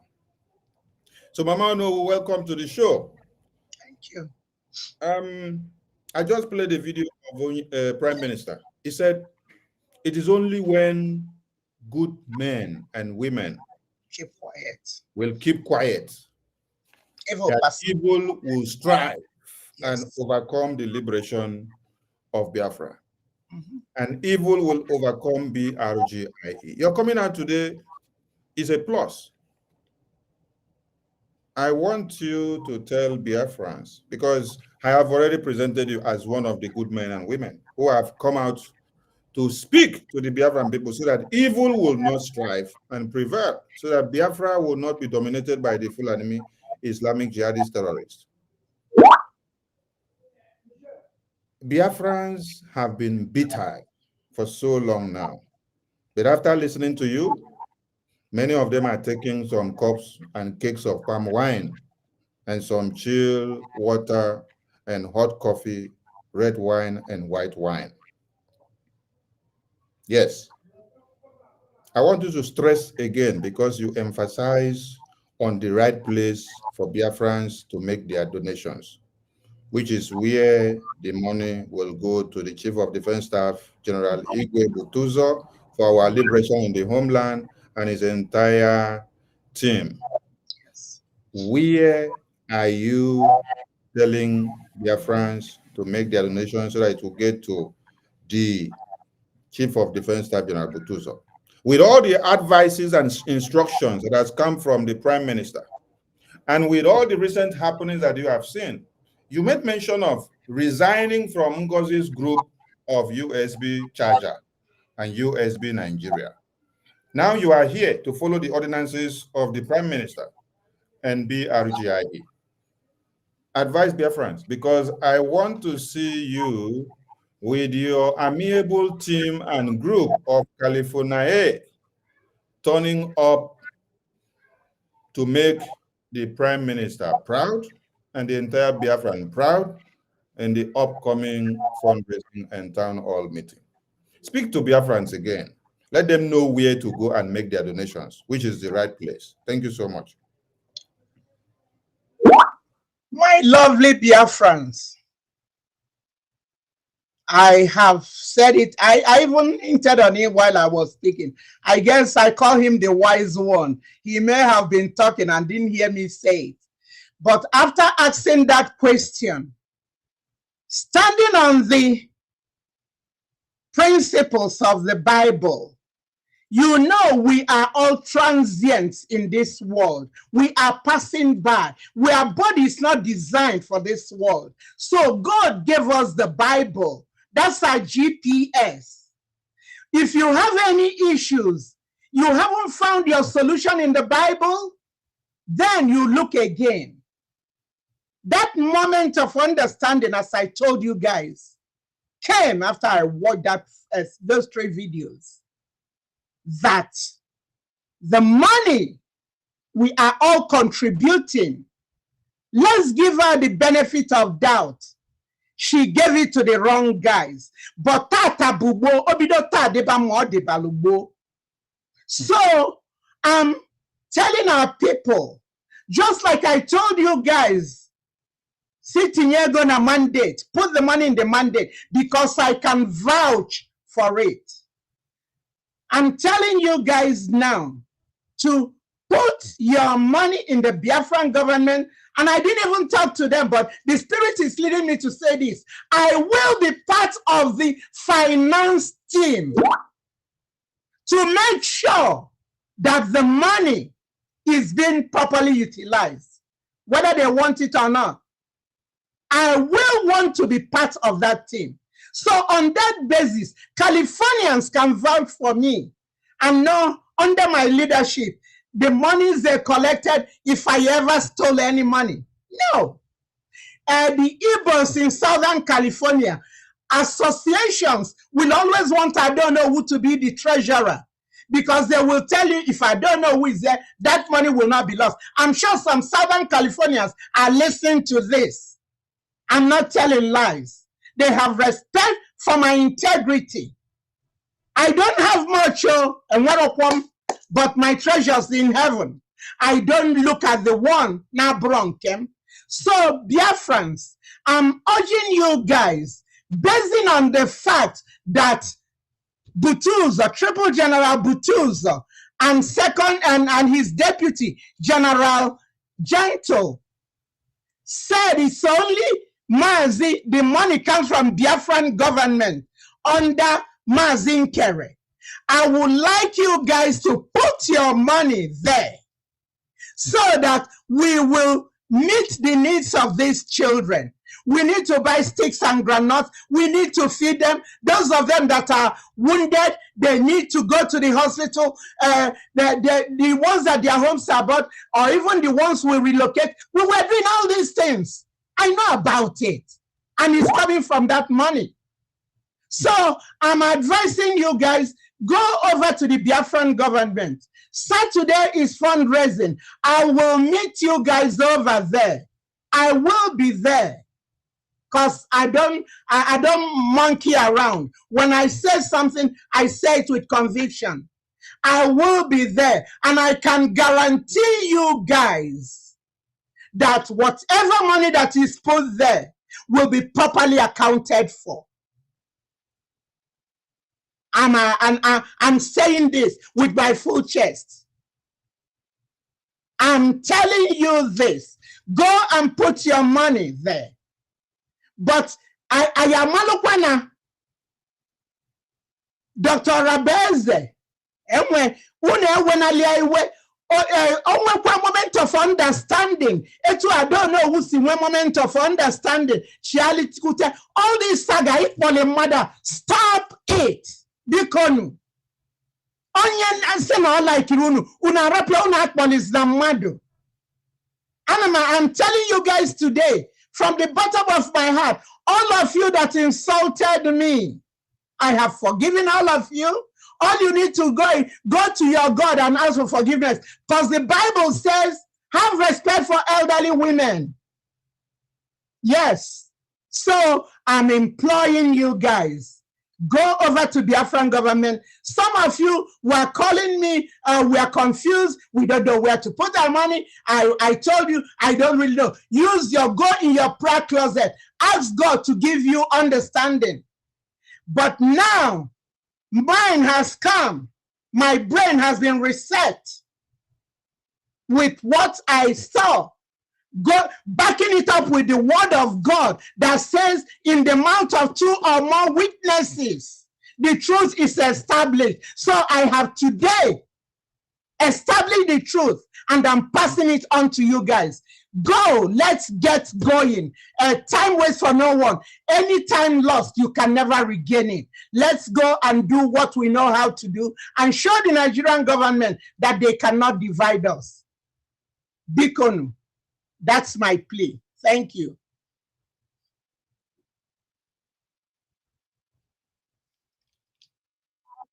Thank you, Mama Onuwu. Thank you so much. Thank you so much. Biafran people, Mama Onuwu has apologized to everyone now. She said the same mouth that she used to tell you people go to mandate, and that if anything happens about money that she recommends you go to mandate, hold her responsible. Now she's telling you with that same mouth, looking at every misconduct that has happened, where they have even not informed her of opening a Fulani account. And then they added, because I don't know, do you know that the Fulani account that was opened and then added to the website, do you know that it has also incriminated you if you happen to be a secretary to that website? That will incriminate you because you are not aware. And then the Biafrans in the homeland who now sit down and see that they are directed to the website and the Fulani Islamic Jihadist account is stipulated there. Anyone that go and make donation and then the zoo government trail them and kill them, Biafrans will say, I don't know who is culpable. And I don't know who accept, does not even know. As a secretary that she says she is. She doesn't know. So when she spoke confidently and told Biafrans, if anything happens with your money in mandate, hold me accountable, that was when she knew that nothing like Fulani Islamic Jihadist bank account was attached. And she made a point here very clear that this mandate was an independent website and account standing on its own. It is not the Liberation account or website where Biafrans make donation daily. This is an independent body that only stands. When Biafran government have a need, we will reach out to them, we seek for help. With their body and executive that they have, they will bring what they have from their contributions and support the Biafran government. Never a time that Prime Minister say, we have to go and turn it or bring it to now come and become the Biafran government website or account. That is why when Prime Minister came, Onyendu had already built the IPOBinusa.org website. Then Prime Minister came and then decided to build the Biafra Gov website to make it now two. That means you are progressing. You are not retrogressing. So we now have two. Invention has come to be with the emergence of the Prime Minister. So Biafran people, I want all of you to have it available in your heart to forgive Mama Onuwu. She has apologized because she herself here is already incriminated. Yes, without knowing that they have gone to put something in a website where she is a secretary to that website, and then she doesn't know. So she is telling Biafrans now, I didn't even know they even put Islamic bank account there. And this account is not the Biafran government account for the liberation. It's just a set-aside body that stands on its own. So forgive Ada Onuwu for all of you that have been against her and attacking her. Our coming out alone is a restitution. Our coming out alone is a clear conscience. Our coming out alone is to validate and exonerate ourselves from all these glitches. Her coming out alone is to make Biafrans understand that when Prime Minister said, it is only when every man will keep quiet and watch evil prevail in Biafran government, that evil will strive. So she coming out is a point of order, is to heal the wounds of Biafrans. So the same mouth that Mama Onuwu told all of you, anything that happens with your money mandate, hold me accountable now. She has come to tell you something has happened. Something has happened. So don't go to that place again, because she was deceived. She has explained here, she was deceived. And I also want to clarify something to Biafrans. When Mama Onuwu did explain something about this woman, Ngozi presented a message of surrogate from the attorney of PM. I want Biafrans to understand something. This message of surrogate that she paraded, one, the message was altered. Yes, when the attorney of Prime Minister came here, which was the person that brought that message at the initial stage, he came here to address Biafran. He saw that message the way she has pushed it there to the media. She said, this message has been altered. There are some parts of this message that are not included here. So whoever brought this message out had intention. If you had no intentions of infringing some things, you should have brought out the entire message. So you brought out the part of the message that you will use to usurp power to destroy the government of Biafra. And the implications of that message was not for you to come and scrap the government, infiltrate the Biafra Defense Council, change anything, tell us that the Biafra Defense Forces that was unveiled in Helsinki, Finland 2023, that they are now fraud and criminals and kidnappers. That wasn't the message from the attorney. It didn't imply such ethics. It never stipulated that you should try to come and take over the Bank of Biafra website and the treasury, because you came to take over that website and then we stopped you. Then you came out to the media making noise that Sonny Akparawa, Okengere, the website manager, they have hijacked the Biafran Bank of Biafra website. It wasn't your property, Ngozi Orabueze. This is the property of BRGIA. And what Sonny will do, and every other ministers of good conscience, is when we see anybody that wants to destroy what Prime Minister had built, we will stop you before you take any move. So going back to that message, that very message that came from the attorney was a message that implied, because we were looking at who will take over the items on the program in the convention. Who will take over the items on the program in the convention that was supposed to be carried out by the Prime Minister. By the Prime Minister. Because there were many programs, many items and agenda on the program. Prime Minister had many that he's supposed to be the one to carry out. Who was supposed to carry out? Biafran cabinet wanted to share the responsibility among some ministers, to appoint some persons. Ngozi said, oh, we shouldn't do it. She will go and communicate to the attorney, then bring message back. Prime Minister will tell us who should do it. And then when she brought the message, she curtailed the message to where it favors her and started spreading it. Okay, for peace to reign, we say, okay, you be the one to carry out all those items. Since you say, Prime Minister say you should be the one. That was the message from the attorney. That message was meant for what? For the convention program. The convention program. Just to carry out the item, if Prime Minister was to unveil the passport or the ID card, you go and unveil it. If he was to launch or unveil the Biafra police, you go and do it. If it was to unveil or launch the Biafra currency, you go and do it. There was nothing like go and scrap the government of Biafra. I don't know. Thank you so much for joining Biafrans today. I want you to clarify something.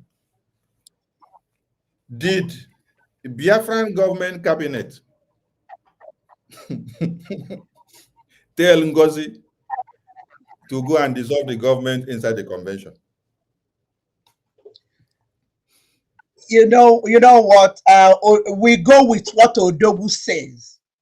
Odogu, I know, said that at a certain time that thing will be dissolved after the declaration, but there was not a definite time.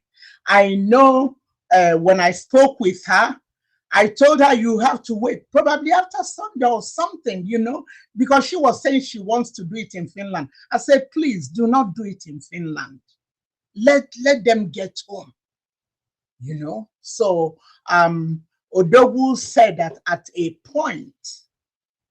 Then I've been, you know, you don't remember everything. There are extracts that are coming out where Odogu said, after we have established and America has recognized us and thank you, man. That thank also. you, man.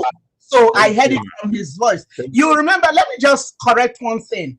You guys, when I made my voice note, you said it was AI. That's why I decided now to have my picture in the flyer. I gave all the instructions, okay? I told Wise One, I want my picture there, and the current picture, I want to look so that they will know. And then we will have it in a video from the setting, which we are doing today. So you guys see me drinking water. I'm not a robot. I'm not AI. Whatever I'm saying is what God has put in my mouth to say. Like he's saying, you guys forgive me. When you don't know, what you don't know, like Odogu will always say, is bigger than you. When I did those things, it was not evil, okay? It was not evil. I was working with what I have. That's what I worked with. Odogu said, let COS be my surrogate. On the basis of that was how I calmed down the cabinet and Professor Choma and so on. I know she wasn't happy with me at that time, but after I have explained everything, she now understands. That was why I didn't want Iman Onuwu. Then it's going crazy. All this madness has to stop. Everybody shut up. And everybody, we all kept quiet. And then I told the COS, if I did not behave like the adult and walked away, that would have continued. Probably Finland would not have happened. God used me at that instance. So it wasn't a sin for me at that time. But when you later find out and you don't correct yourself, that's when it becomes a sin. I was watching, and now I'm beginning to see things that are convincing me, praying about it, having a peace of mind, and so on. I have no other choice than to. No man or woman or conceived in a petri dish made me do this. I did it all on my own. There were Ogen Kero, when I wrote him, it was almost midnight. I was so disturbed. I wrote him, I want to have a meeting with you. Then in the morning, he wrote back, I was still sleeping. Okay, call me when you wake up. Then I called him, and then we discussed, you know, I told him what I wanted to do. He's not the one that told me to do this. So whatever blame for these revelations I have brought, I'm responsible. I take 100% responsibility for it. Thank you, Mama. Just Thank you, to Mama. clear that. So you guys don't think I'm not a push around.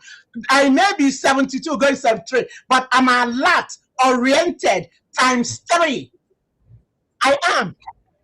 Thank you, Mama. No, please, I want you to ignore the people that said your voice was AI.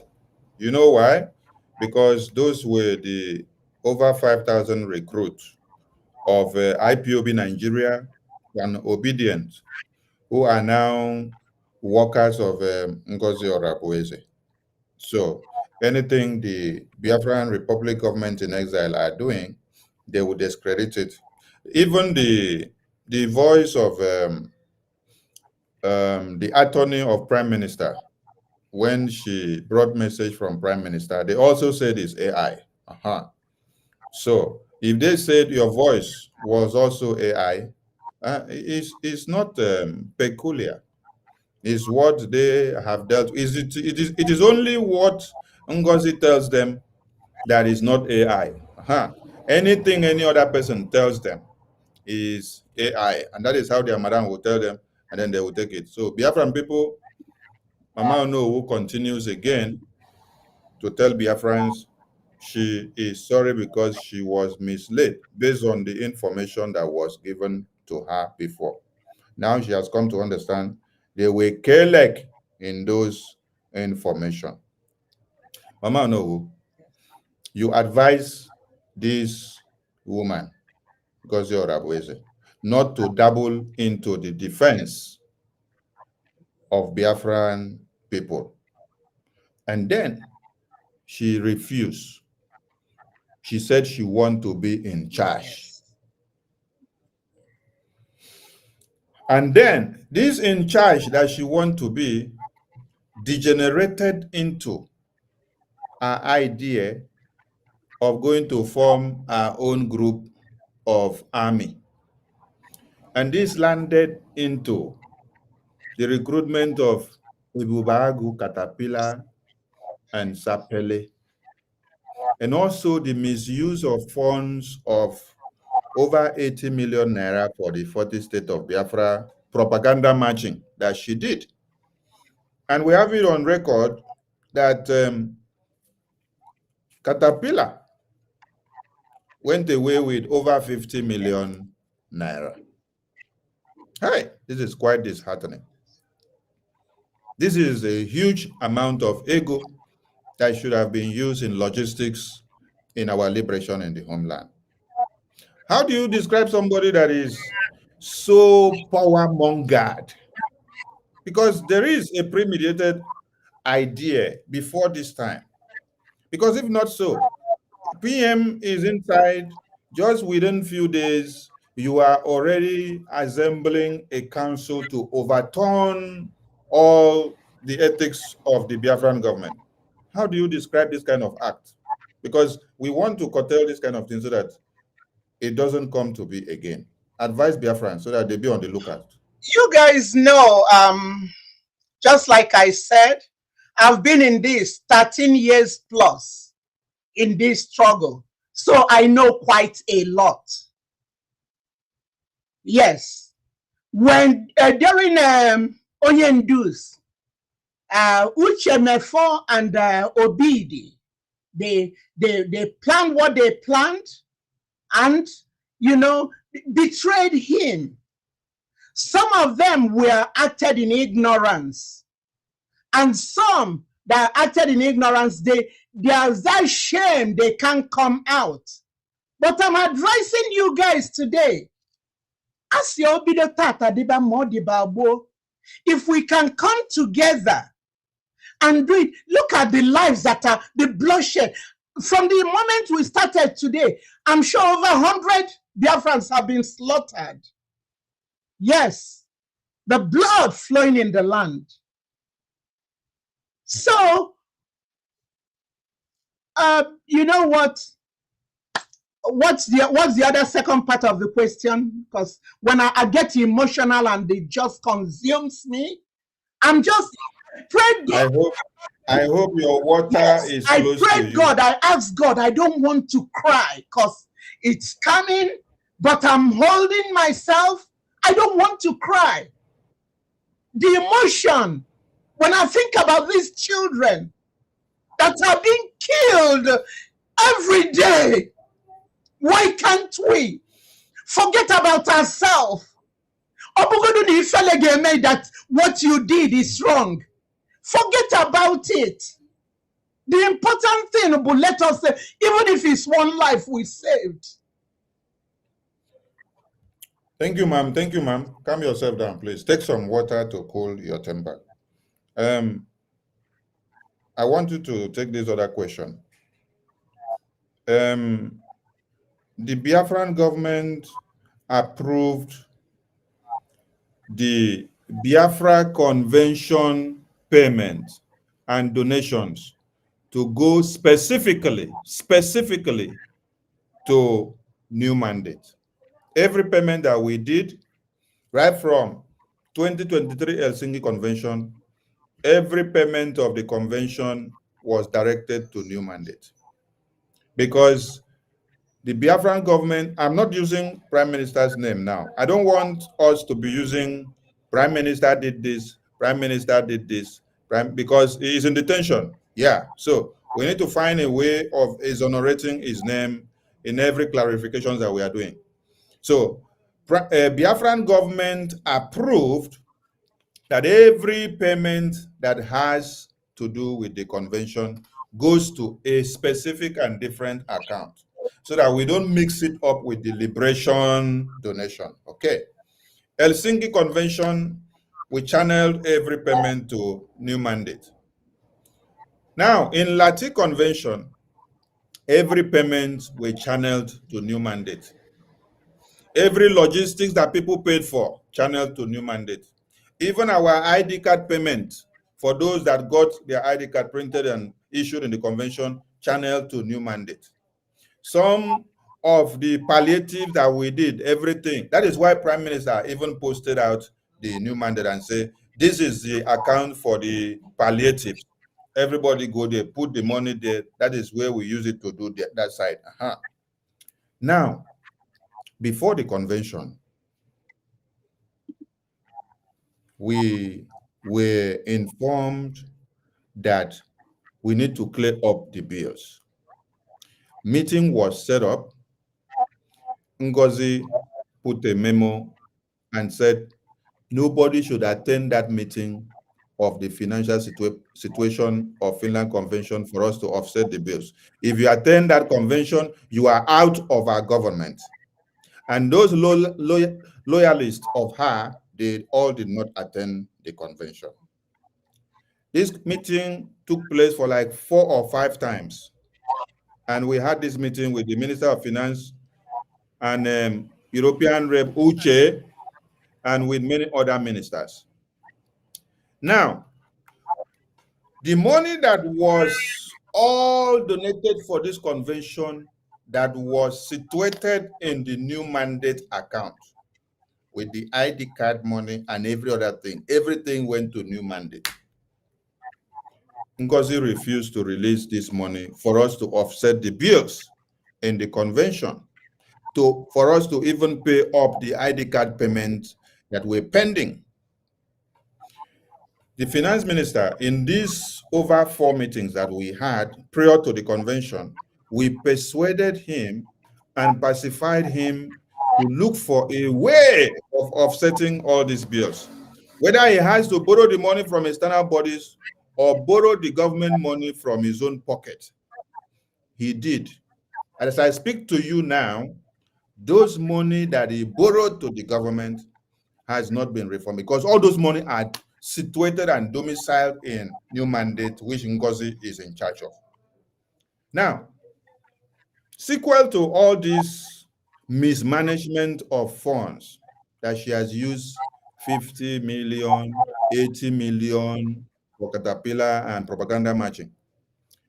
What can you say, or where do you think the Biafra convention money that people paid for and the ID card money that are in New Mandate, where is the money and why are she not giving account to the Biafran people? The new government that she, the new group that she has formed, have they asked her all these questions?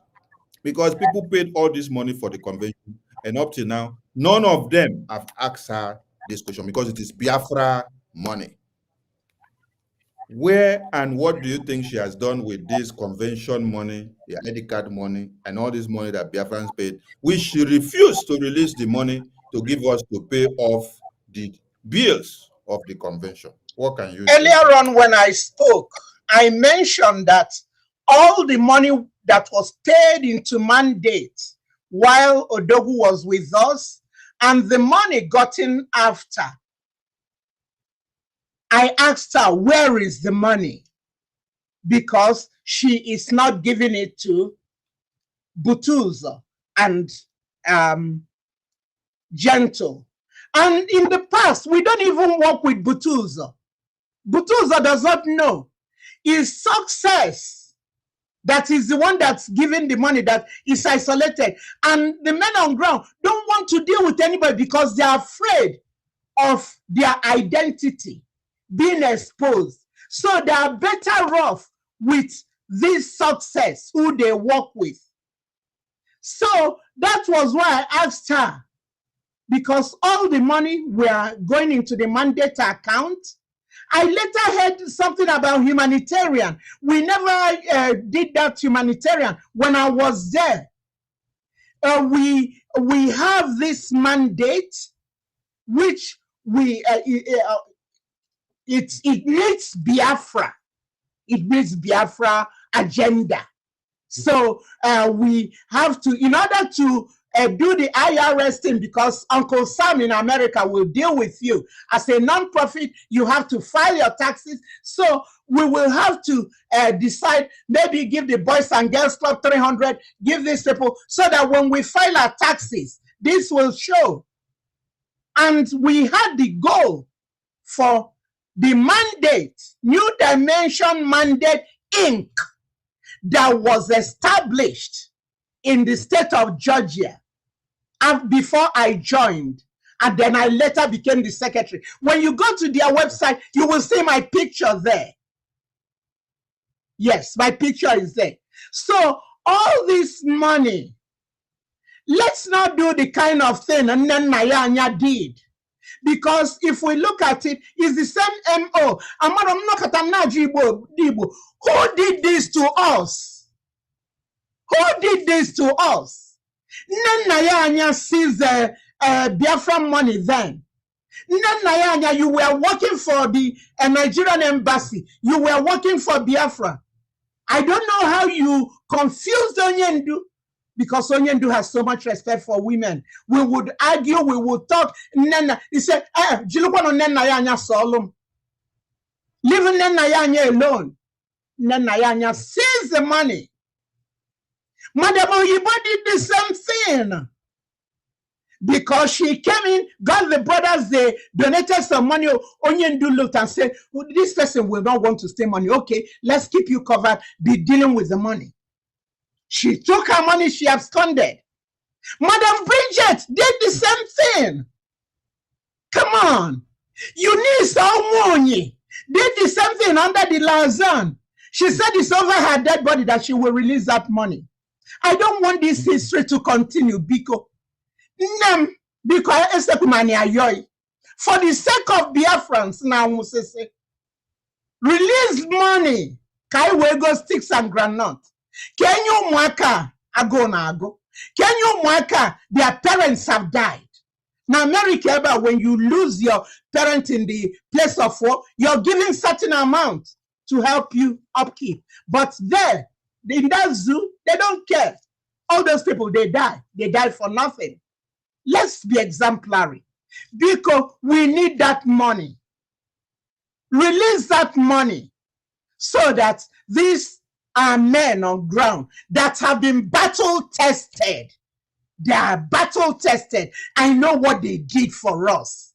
They did not allow these people. They land over there, they get rid of them. Botus and Gentle. He had that central command. Why decentralize them? Why bring in people who are not battle tested? Why? It will only amount in bloodshed. Biko, I'm not getting anything from all this I'm doing. I'm very comfortable. I'm comfortable. It's just that I miss my home. My dad will always say, there's an age somebody will get to. They don't sleep in another man's house. That means being in exile. I've been in exile now for 38 years. My dad came back home at 60 something. I'm now 72. I'm still in exile. I want to go back home. I don't want to be buried in this land. So whatever it will take, I don't care about who insults me. I will speak truth to power. Yes, for the sake of our future generation. Because if we lose it this time, that means Biafrans will be out of existence. They want that deposit of gas in Biafra land. You see the pipes they're building up north, sending it everywhere. They want to kill all of us. Then why will we submit to that? Biko nem anamayoy. Release the money. Release the money. Even when the Minister of Housing, some people bought properties in Ebube. All those money went into mandate. 40,000, 20,000, this and all that.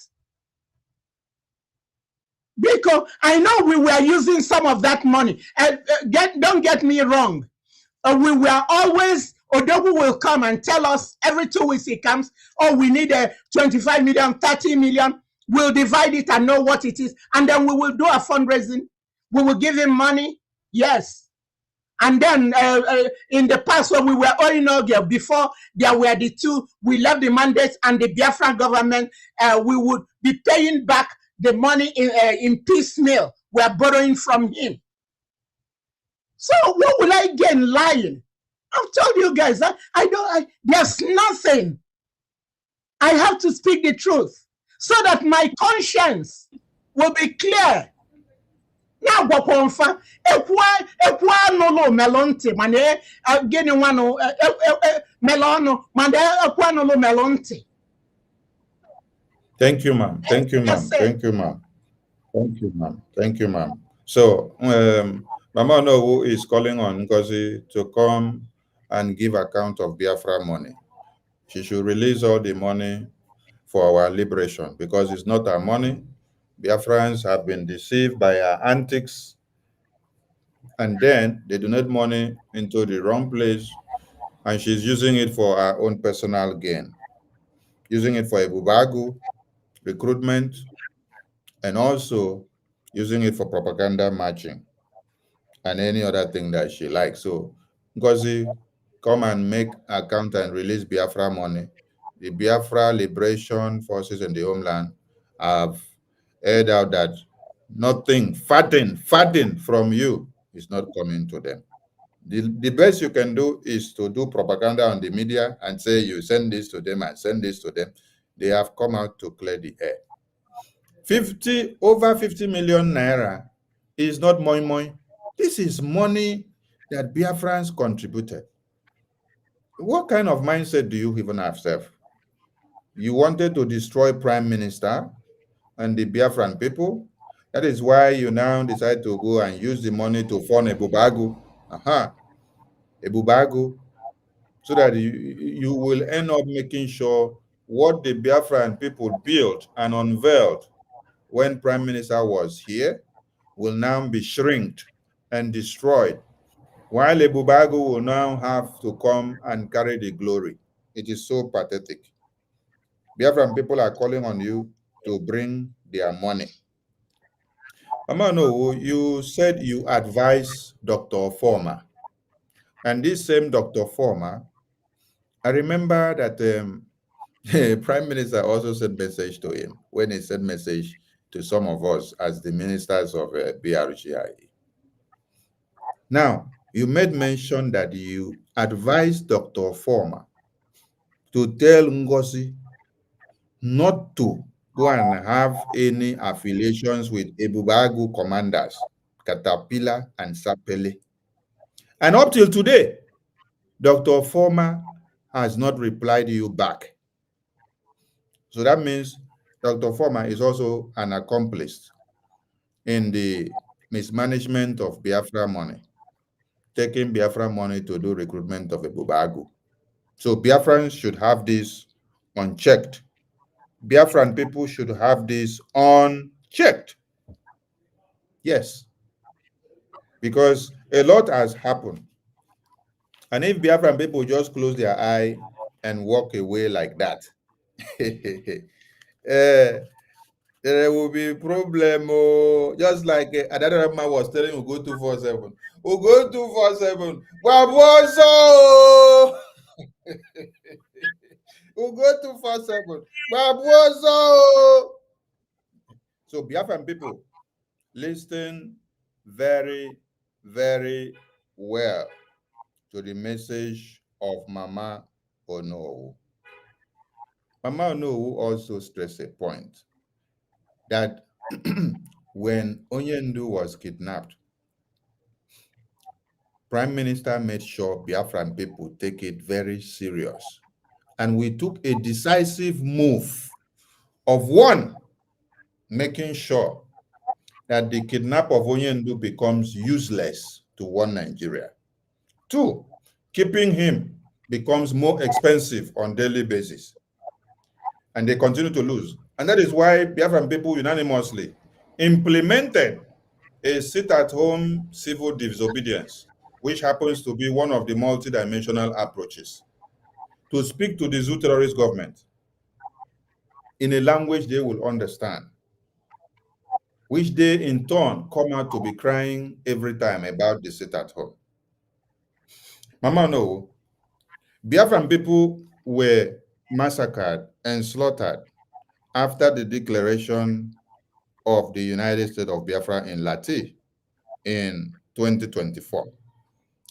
Then, in February that just passed, Biafran people unanimously declared a sit-at-home, a 2-day sit-at-home, which is the same template, the same momentum, the same multidimensional approaches that they have been using to fight the Zoo terrorists. Ngozi and her group came out to say that there is no such sit-at-home, that Biafran people should not carry out the sit-at-home. Mama, no, what can you say about this? Because if Biafran people have been doing sit-at-home to speak against the government of one Nigeria, now Ngozi came out when they massacred Biafran. She did not do anything, not even to hold emergency press briefing or to talk to Biafrans or to even do anything or to call on Biafra Defense Forces or to give reassuring words to Biafrans. She did not. But when she saw that Biafran people took it upon themselves to declare a sit-at-home, she came out to debunk it, that Biafran people cannot sit at home.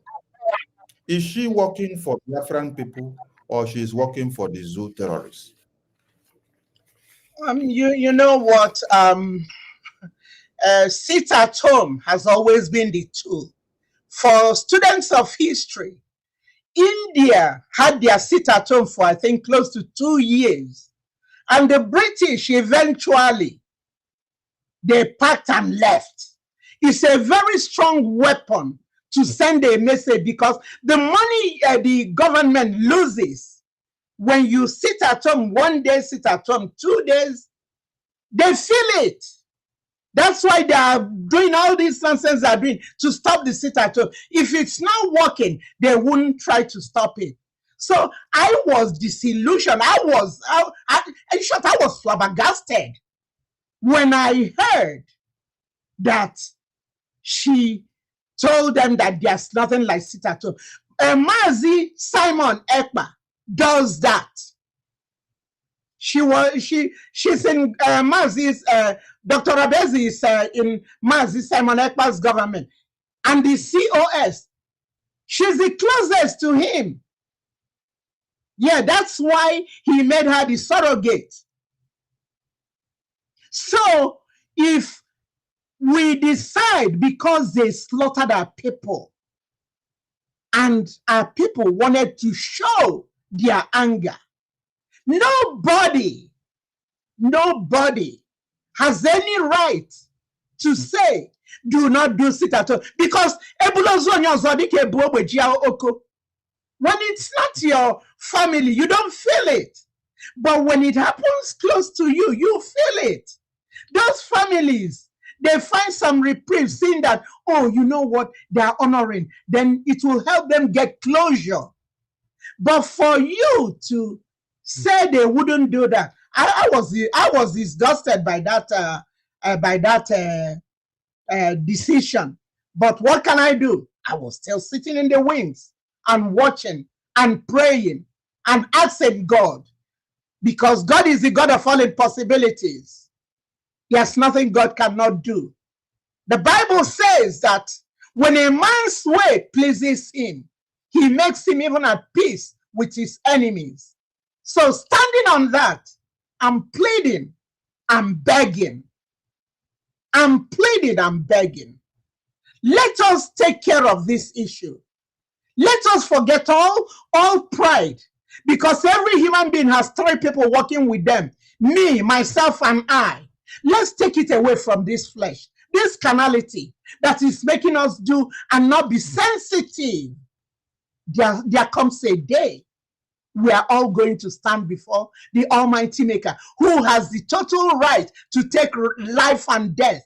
No man has that power, but only Elohim. So mine, I'm the watchman. I will speak out, and I can't force anybody. You can take a cow to the stream, but you cannot force it to drink. So that's all I can say there. Thank you, ma'am. Thank you, ma'am. Thank you, ma'am.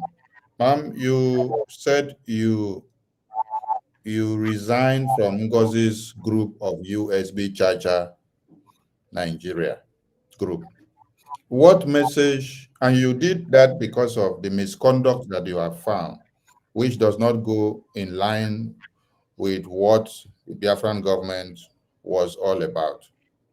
Now, what is your advice to people like Reverend Nene, Dr. Hey, I forgot the name. There are many ministers there that were in BRGI with Prime Minister. Benny. We have Dr. Benny.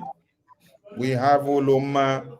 We have many and many of them, people that we thought that their brain should be working like an engine to be able to discern and see things the right way. You, as a mother, as a grandmother, as a mother of Biafra, after seeing all the red flags, you resign from that group of sabotage. What advice will you give to the rest of them that are still there before they use themselves as the next scapegoat? Because they wanted to use Adarama also. Adarama happened to speak up and shout after they have tried to use her severally. Now she is free.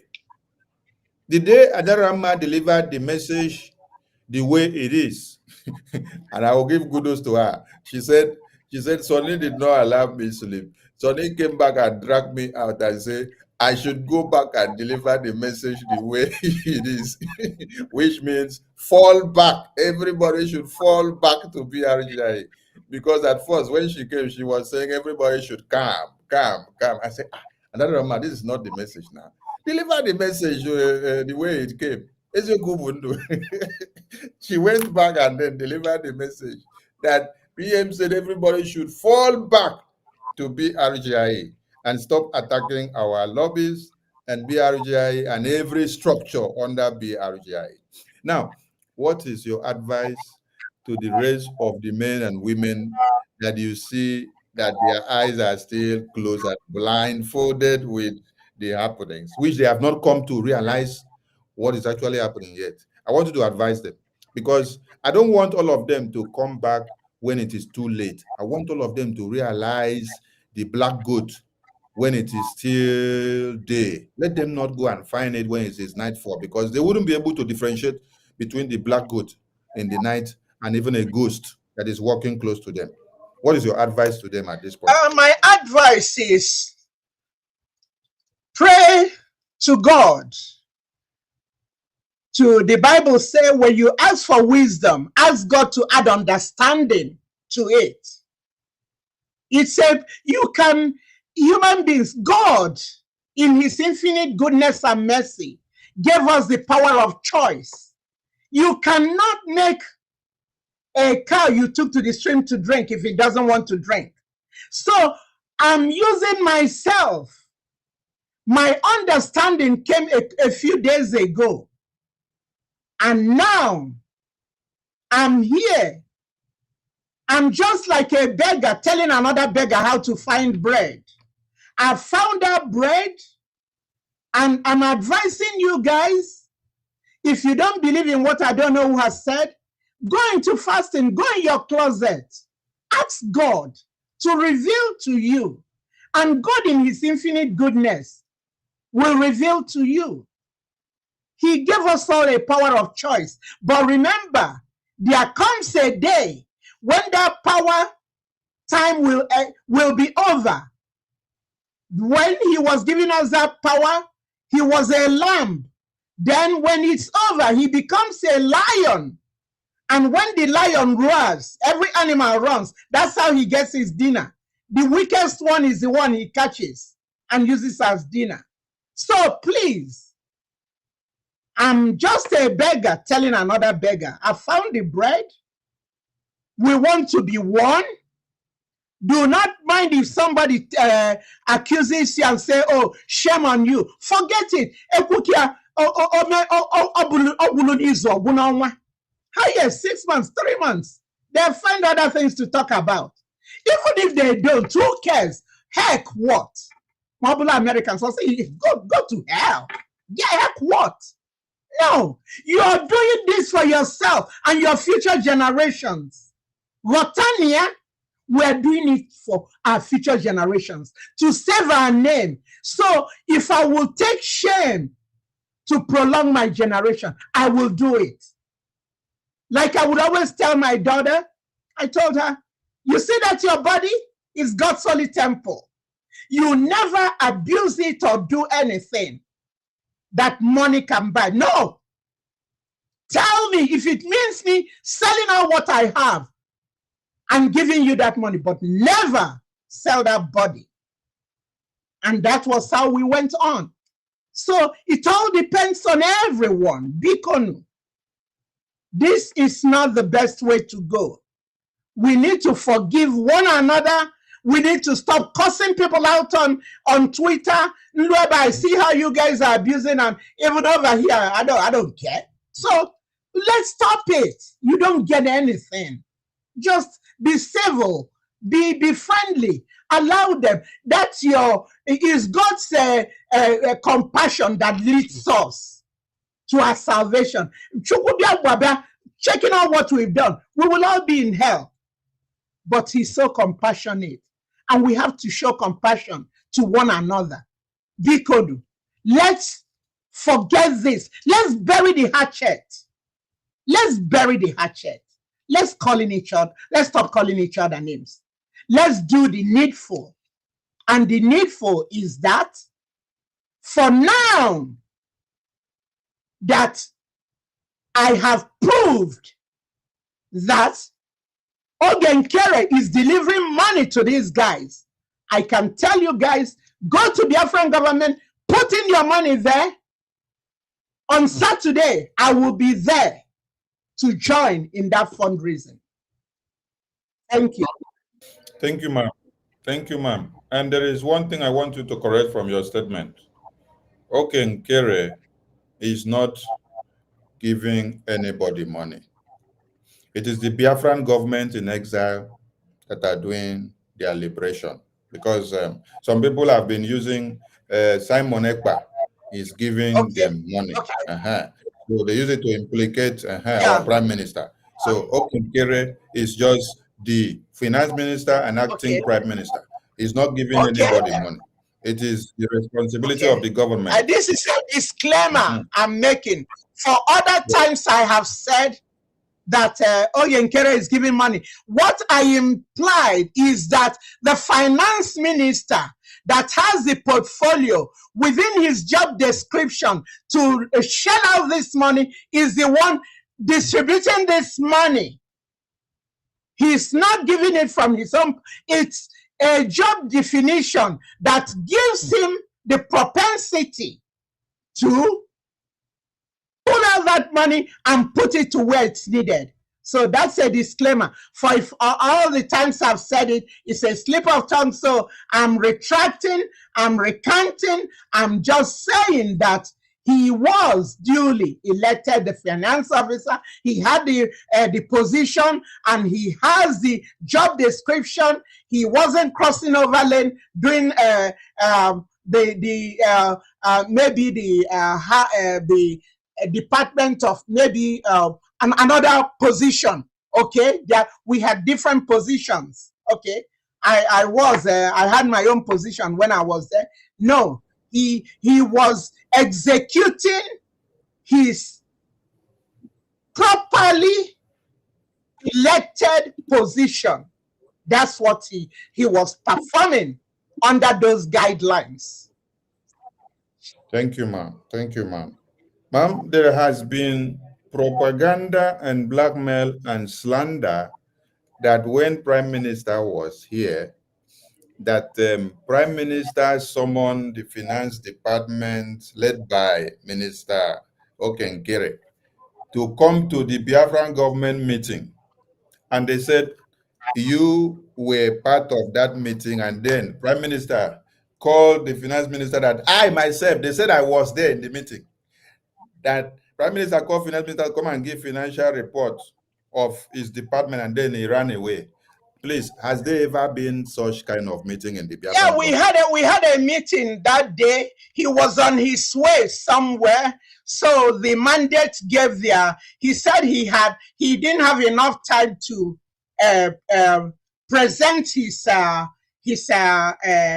report, which the PM never scheduled another meeting and tell him, okay, you can do it. He is the executive chair for Ross, the PM. He told him that he didn't have enough time to present his. The two other people presented theirs. Okay, so now we never had another meeting to say under the PM until all these things started going crazy. Yes. My question is, they call you, a meeting is scheduled, and then you run away. It's different from what you're saying now. Somebody is on the way, like me. When you called me, or when I scheduled this meeting, I was in a very far distance. And then I told you, we are going to have this meeting. I gave time. The lies and propaganda they are putting is that Minister Okenkere never appeared in the meeting. No, he was driving, and he told us, you see, I'm driving, and I'm still manipulating to stay on the Zoom. And Odobu said, yes, that's what we do. He complimented him. Yes, he was driving. He had a 3-hour drive to go, or 4. I don't quite remember. I can't quote the exact hours he had to drive. Yes. So it's not like he absconded. He was on his way to do Biafra function. It was a Biafra function he was going to. But it's all up to the Prime Minister to say, okay, when he said he didn't have enough time, to say, okay, now I will want you to do it on such and such a day.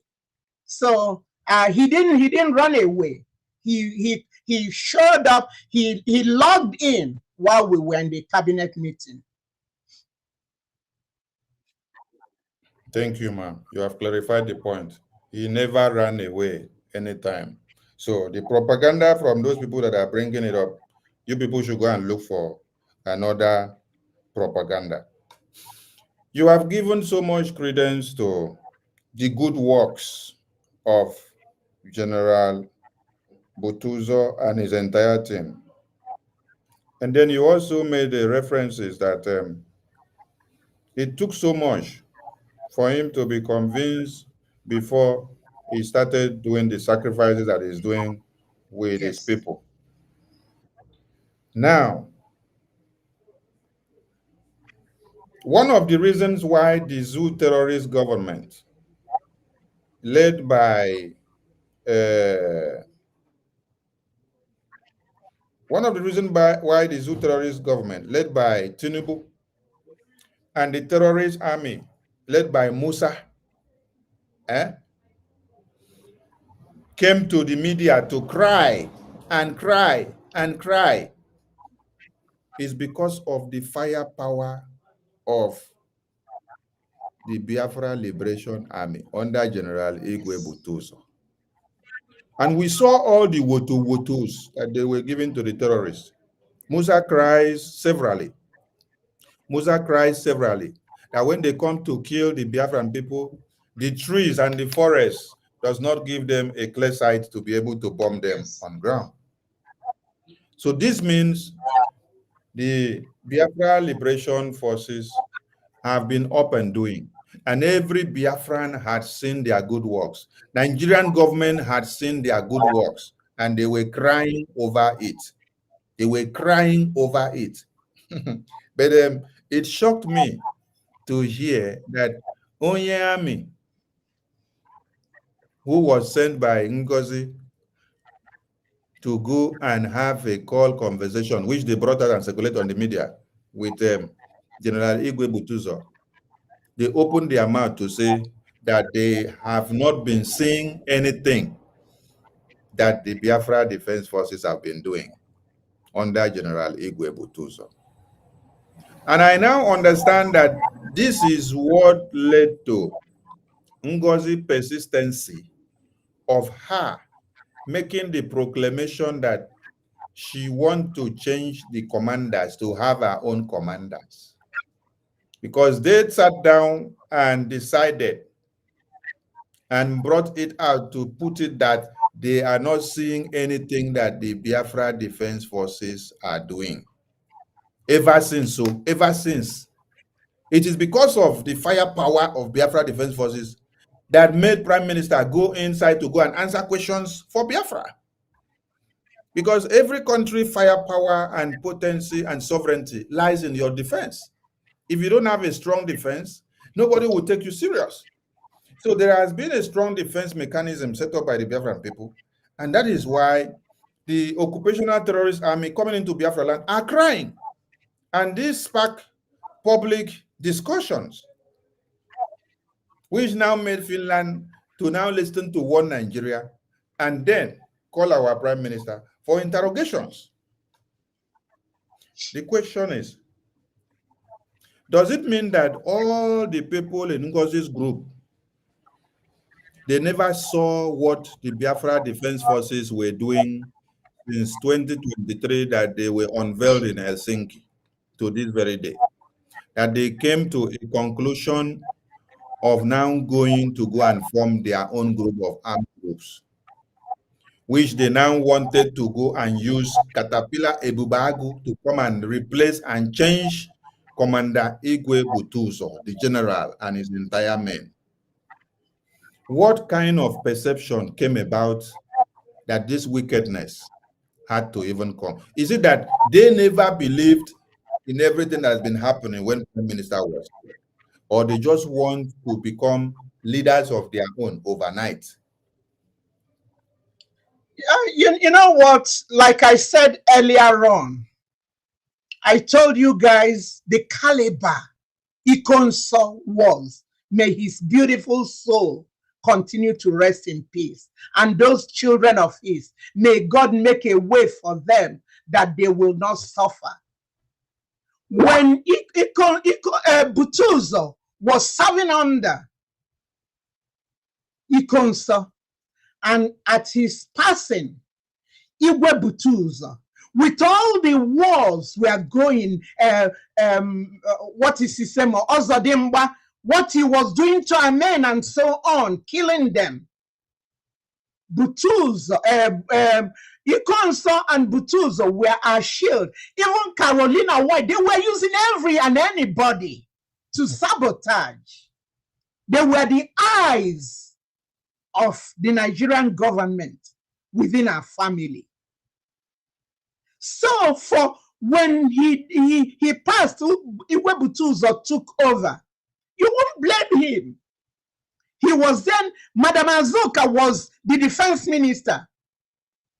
She was working so well with these people, putting in all the efforts of that woman to the extent her house was burnt down. And since she left, she kept quiet. Just lay down there and then speaks when she needs to speak.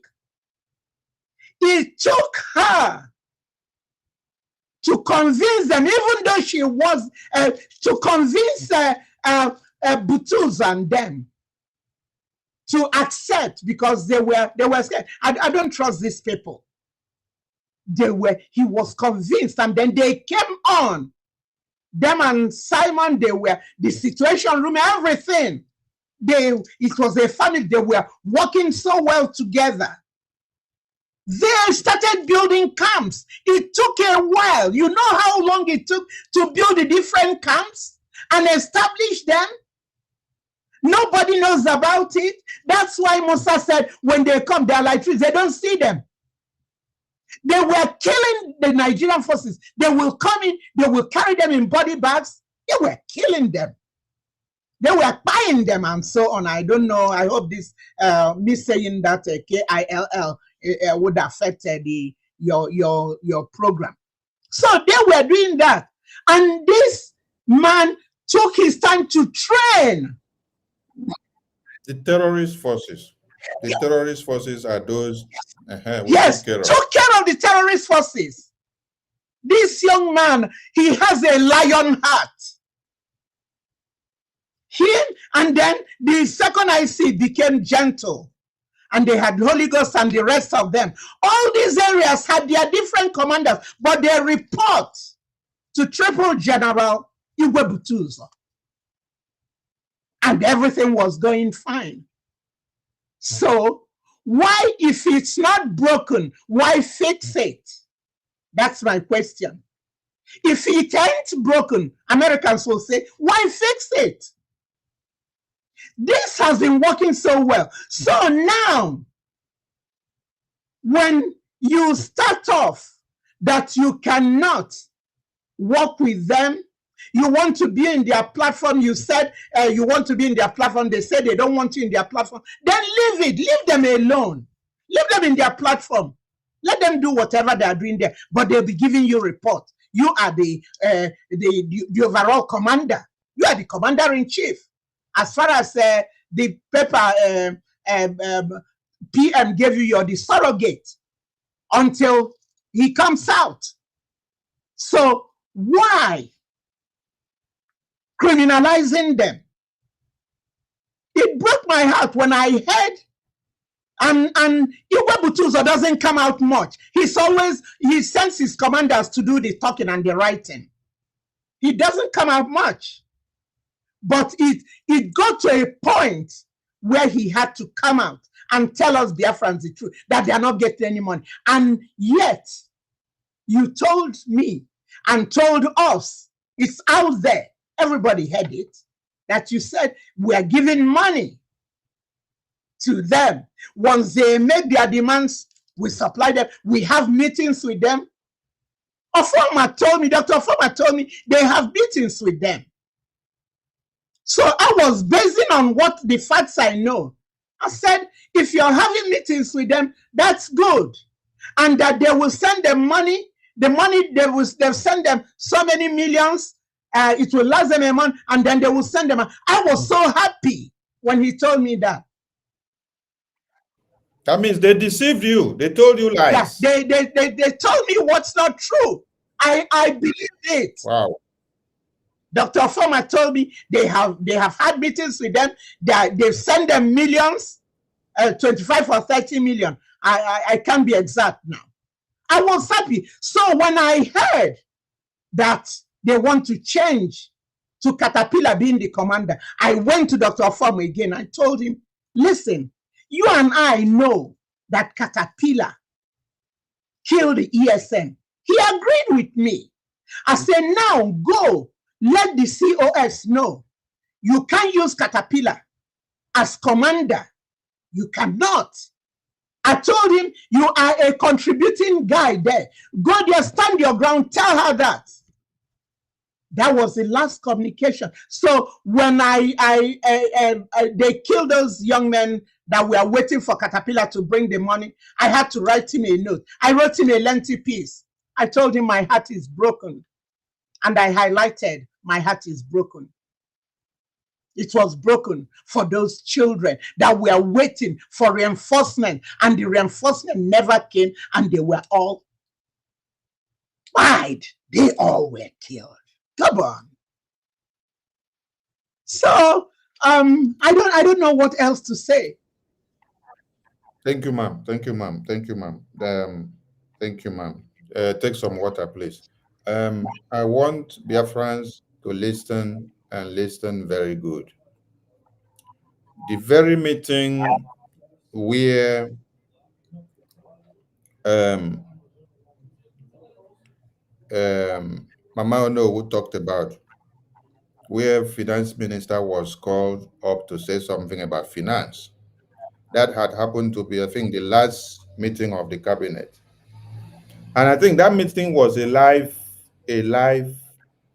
broadcast. I think Prime Minister pushed us to be on air so that Biafrans will hear the policies that the Biafran government were making. And Biafrans can go through that video. Now, before I say what I want to say, I want to clarify something. I've been with Prime Minister since 2021. Madam Mazuka has been with Prime Minister since then as well. Mama Onuwu here has been even at the background. Yes, she was at the background doing something also. She later came out to show her face officially later on, but she was doing a lot at the background. You can hear, you can capture all this I'm saying from what she has narrated here now. And there are a lot of people that have been doing secret services to this very government like this. Now, I want to let Biafrans know that since 2021, that I've been with Prime Minister in this Biafra liberation to this very day, there has never been a time that the Prime Minister will call the Finance Minister to come and give financial report inside the general meeting of the Biafran government. All those kind of report that has to do with finance is done behind the scene with the finance team and the department, because we owe dear the finance of this very government. One of the reasons why Umuada was scrapped was because of calling for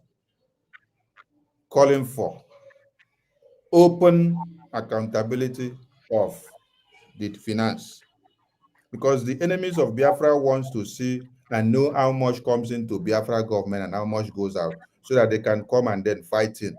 That is why Musa said something.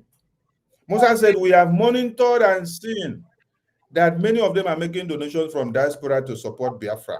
We have to target their finance. When we cripple their finance, we will get them. That was the message Musa said. And in that very meeting which we had, who brought up the agenda on the item that finance minister should come and give report in the public air about our finance? It was Ngozi. It was Ngozi that brought it up in the agenda of the meeting, because Prime Minister never will call the finance minister to come and spread the statistics of our finance in a general meeting. When you finish this, I want a few minutes break. Okay. Yes. Yes, ma'am. Now, America, as a sovereign nation, or even Ukraine or Russia that are fighting war, or even Israel, you can never see the financial report. If you don't mind, I am hearing you. I'll be right back on my seat. Yes, ma'am. Yes, ma'am. Yes, ma'am. You can take a leave, ma'am. You cannot hear the financial report of Ukraine or America or Russia or Israel as they are fighting this war, because they want to protect their strength. They don't bring out their weaknesses to expose to the world, for the world to know that they are losing the war with the weakness of their finance. That is why the entire world are making mockery of Zelensky, the Ukrainian president, when they saw him junketing into the White House to have a meeting with Donald Trump. And then Donald Trump was telling him, let us see what you have been doing with all the money that we have given you so far, because you are losing the war. Donald Trump doesn't want American taxpayers' money to continue to go into a fight that is losing, losing, losing. He said, we want peace. But if Zelensky did not show that he is losing the war and that his financial treasury is leaking, they wouldn't have seen him as a mockery. And the enemies will not capitalize on it to make caricature of him.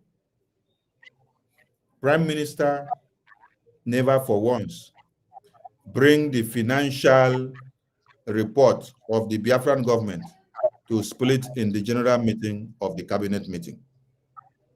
Financial report or financial accountability of Biafran government is done behind the scene. Because even in a government, we are prone to have leakages of sabotage that are working and aligning with the government of one Nigeria. I give you one example. A private meeting that is held in the Biafran government, Ngozi is the one bringing it out to the media today. These are classified meetings. Now, the day that we unveiled or show a prototype of the Biafra currency inside the Biafran government, after the meeting finished, Eze Munabi posted those currencies out to the media. And then they put Prime Minister's name just to do what? To implicate him. How did that thing get to Eze Munabi? It was through Ngozi Orabueze. Today, the Eze Munabi that you see is the one that is doing recruitment of Ebubagu to Ngozi Orabueze now. So why will you be leaking out classified information? So they wanted Prime Minister to bring our accountability, our bank, how much we spend to get the sticks and the granite, where we get it, the account number we send the money to, the company that we get it from that supply us, the contact person, the phone numbers and every details, so that when you all hear it in the Biafran government meeting, some people will screenshot it. The same way they screenshotted the prototype and the unveiling of the Biafra currency, which Prime Minister did well by calling a cabinet meeting. A cabinet meeting which should be a classified meeting. He had confidence in his entire cabinet and said, before this thing should go out in the convention, let me show my team what this thing will look like so that they will not be taken by surprise. Let them have an idea so that if anybody have something to say, you can say it and it will be corrected. But at the end of the day, you now see that what the Prime Minister did was actually giving an edge to the enemies that are within. And these enemies took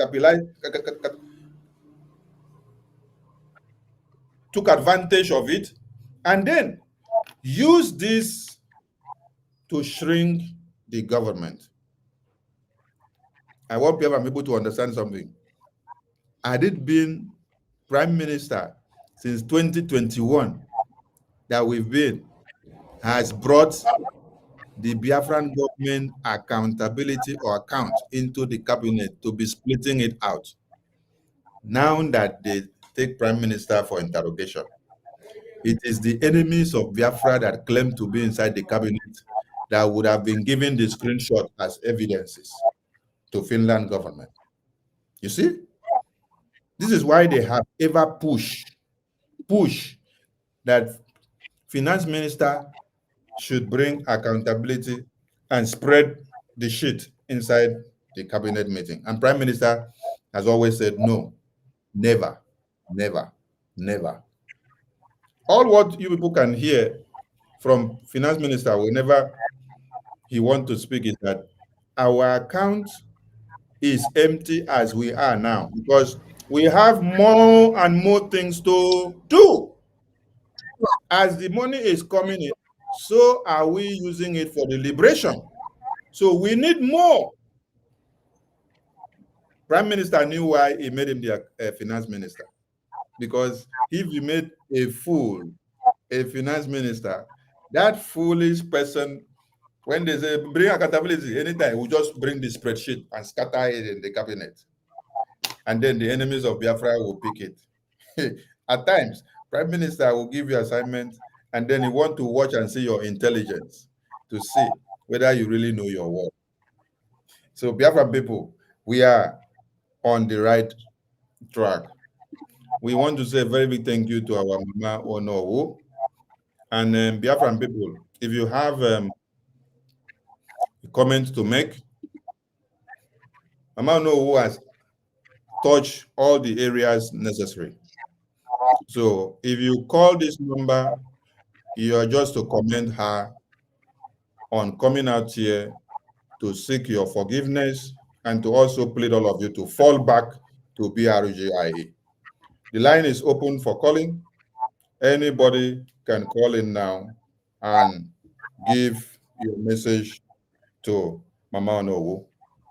And if a question comes in, I will be the one to decide the question that she will answer and the one that she will not answer. I am the sheriff in this very town today. That is my sheriff. Consistency and this.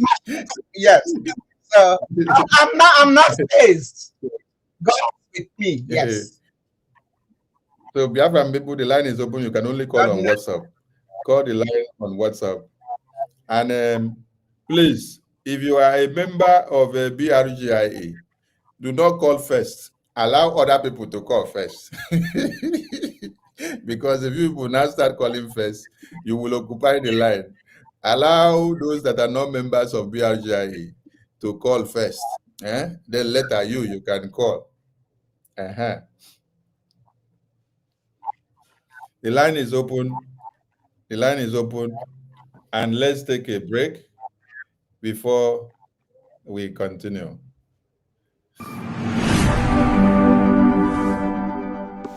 I want you to understand, it is only in Biafra land that people are not running away from their ancestral land in the entire Nigeria. In Yoruba land, people are fleeing the ancestral land. In the northeast, northwest, middle belt, people are fleeing from the ancestral land. It is only in Biafra land, and the government of Biafra made it possible. But you know what? They would like you to believe that Simon Ekpa is the cause of insecurity. No, I am the solution, and the only way they can get to you is by kicking me out of the way, which is not possible.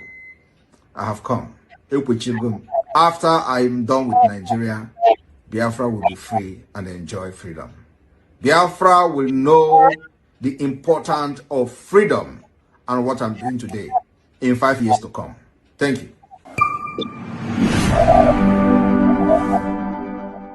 I want you to understand, it is only in Biafra land that people are not running away from their ancestral land in the entire Nigeria. In Yoruba land, people are fleeing the ancestral land. In the northeast, northwest, middle belt, people are fleeing from the ancestral land. It is. All right. Thank you to everyone. We have the first caller on the line, and is the APM of BRGIA. APM, Biafrans are listening to you. Welcome to the show. Thank you very much. Honorable Minister of Information, Mazi Sonia Barawa, thank you. We Biafrans appreciate you and your team. And a big thank you to our mother in the studio, in the person of Honorable Onuwu. Thank you, ma. We really appreciate you. And Biafrans love you. They love your courage. They love everything that you be doing. And when our leader, Mazi Nnamdi Kanu, said when Omwada, or when the mothers of Biafra rise up, that Biafra will be here, I believe you're one of those that he's actually talking about. Because our motherland represents the mother. The mother gave birth to we that are living. So the mothers have a big role in any society, and a country is actually referred to as a mother. So because without the mothers, there will be no us. So we appreciate you. Thank you, and thank you for your courage, your boldness. And I believe with time, fellow mothers, we also come back during the struggle, do the needful, so that to make sure that our land is secure.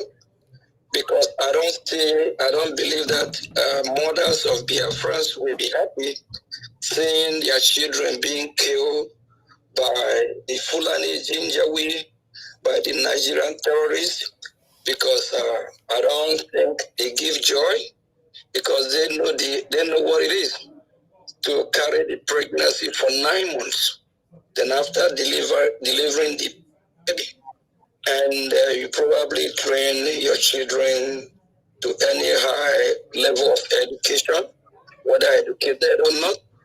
And I don't think the mothers of Biafrans will be happy seeing terrorists beheading their children, killing their children, raping their daughters. So Biafrans appreciate you. Thank you very much.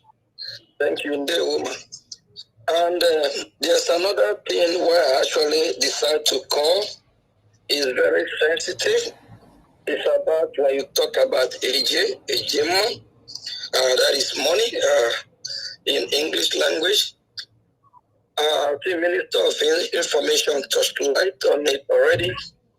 The very day that a meeting was called, I, Mazio Gechuku Nkere, I have an assignment to meet with the United States of America congressman, of which this congressman is one of the chair of the Committee of Sub-African region.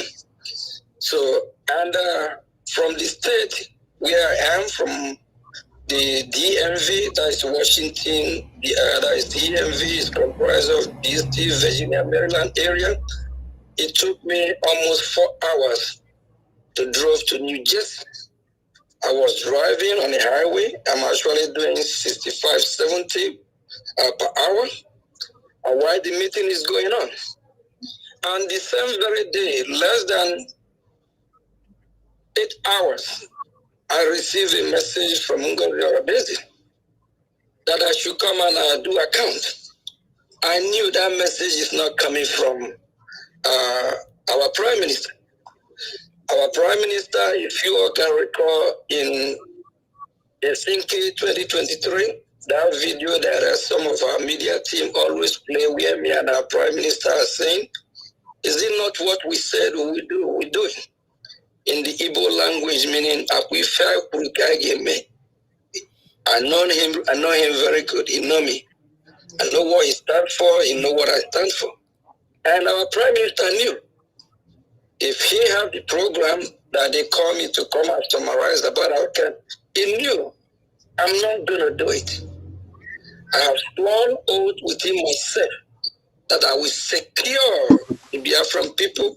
I will secure Biafran with what I know that will actually help us in winning this war is a German. And anything just like Musa be crying, saying that whenever they bring that Ijema down, it's over. And I knew we have a lot of enemies. And I'm not going to tell you the battle that I've been battling with the Nigerian government and her ally trying to bring our account down. They be doing that. I'm talking of in that Zoom meeting, we have 140 people, both in the homeland and in that Zoom meeting, they're circles. And you want to tell me, Mazio Geju to come to that Zoom meeting and analyze, talk about something that no nation have done it in the history of mankind, bringing out the account, I call it bringing it to the public. There's too many sabots there. Too many, because whatever we are doing, there are a lot of Nigerian agents that sneak in the government, whether in the de facto or in brigade. They're going to be recording listening. I knew, and our Prime Minister don't even have to talk to me to say, oh, Maziogi, you know you don't have to do that. He knew I'm not even going to talk about it, one. And number two, again, I'm actually driving. And I made clear in that very meeting for everyone that is in that meeting that never happened. Because I knew that Ngozi Orabeze is doing this for a reason. Not the same way she be paying private meetings that the government have. Just because she set up the Zoom meeting, she will not go and extradite it and play it in public. Biafrans say, is this who gonna manage your BDF at home? Is this who gonna manage your country? She will bring everything out in public. I knew her over 2 years ago. That's why I'll be having problem with her. She cannot keep secret. She record our Prime Minister, attorney. She play it. This is somebody that you cannot just trust a nation and hand it over for her to manage it. And before then, Ngozi forced Diana Eme so that Diana Eme will be added to the account. Before then, 2 weeks before then, 2.5 weeks before our Prime Minister was called, Diana Eme is already added to the account. She can view the account, and I make sure that she's not going to be able to make some transaction. She can view what is going on. So, and all these are the work of Ngozi Orabeze. Not knowing Ngozi Orabeze have been already planning how to hijack everything, both the account and turn everything around. So that very meeting, our Prime Minister never summoned me for any accountability. We have a treasury department. We know how we communicate. So, and please, I'm not our Prime Minister. He is not in any of these accounts. I just want to make that clear. For those that think that when they're doing fundraising, they're doing it for a Prime Minister, they're not. It's for Biafra. So on that very issue that our Prime Minister called me to come and do, I can hear, no, he did not. It's Ngozi Orabeze manipulation. It's Ngozi Orabeze had to start to bring things down. She already be planning this years before today. All this stuff that is happening today did not start today. It just happened that somebody like me, God have put me in a place where I am. We have been one that is checkmating Ngozi. And right after our Prime Minister was called for questioning, she see the opportunity. And in 3 days, when after our Prime Minister was called, Ngozi Orabeze went and formed interim government without the knowledge of the entire cabinet. She formed interim government on her own and even added me because of finance. And in that meeting, when they called me, when they set up the first meeting, I was yelling at Ngozi. I think Ngozi, disease, close this group, close this interim government. I asked Ngozi, do you still know what is the meaning of interim government? A government replacing a government. Ooh, how did she come about? That very meeting, it was just a lot of, not even argument. I was just indicting her to let her know what she's doing is wrong. Way before the so-called surrogate text message, that thing is not even a letter, I see. manipulated text message that she actually didn't bring the whole thing out. She uttered it. A lot is going on, a lot happened. Not everything we actually going to say on air, but things work out in a way to protect those that need to be protected so that our integrity and what we are doing will still keep going on. But Ngozi Arabende is a seller. Biafrans, if you all don't know who she is till now, I think it's high time people start asking questions. I am as Yogi Chukwunkire. I have sworn oath within myself that I will protect the finance and account of Biafra until Biafra is fully ready, restored, and Biafra regain her sovereignty. I will never let anything happen to it. I will never let what Ngozi Arabese try to do happen.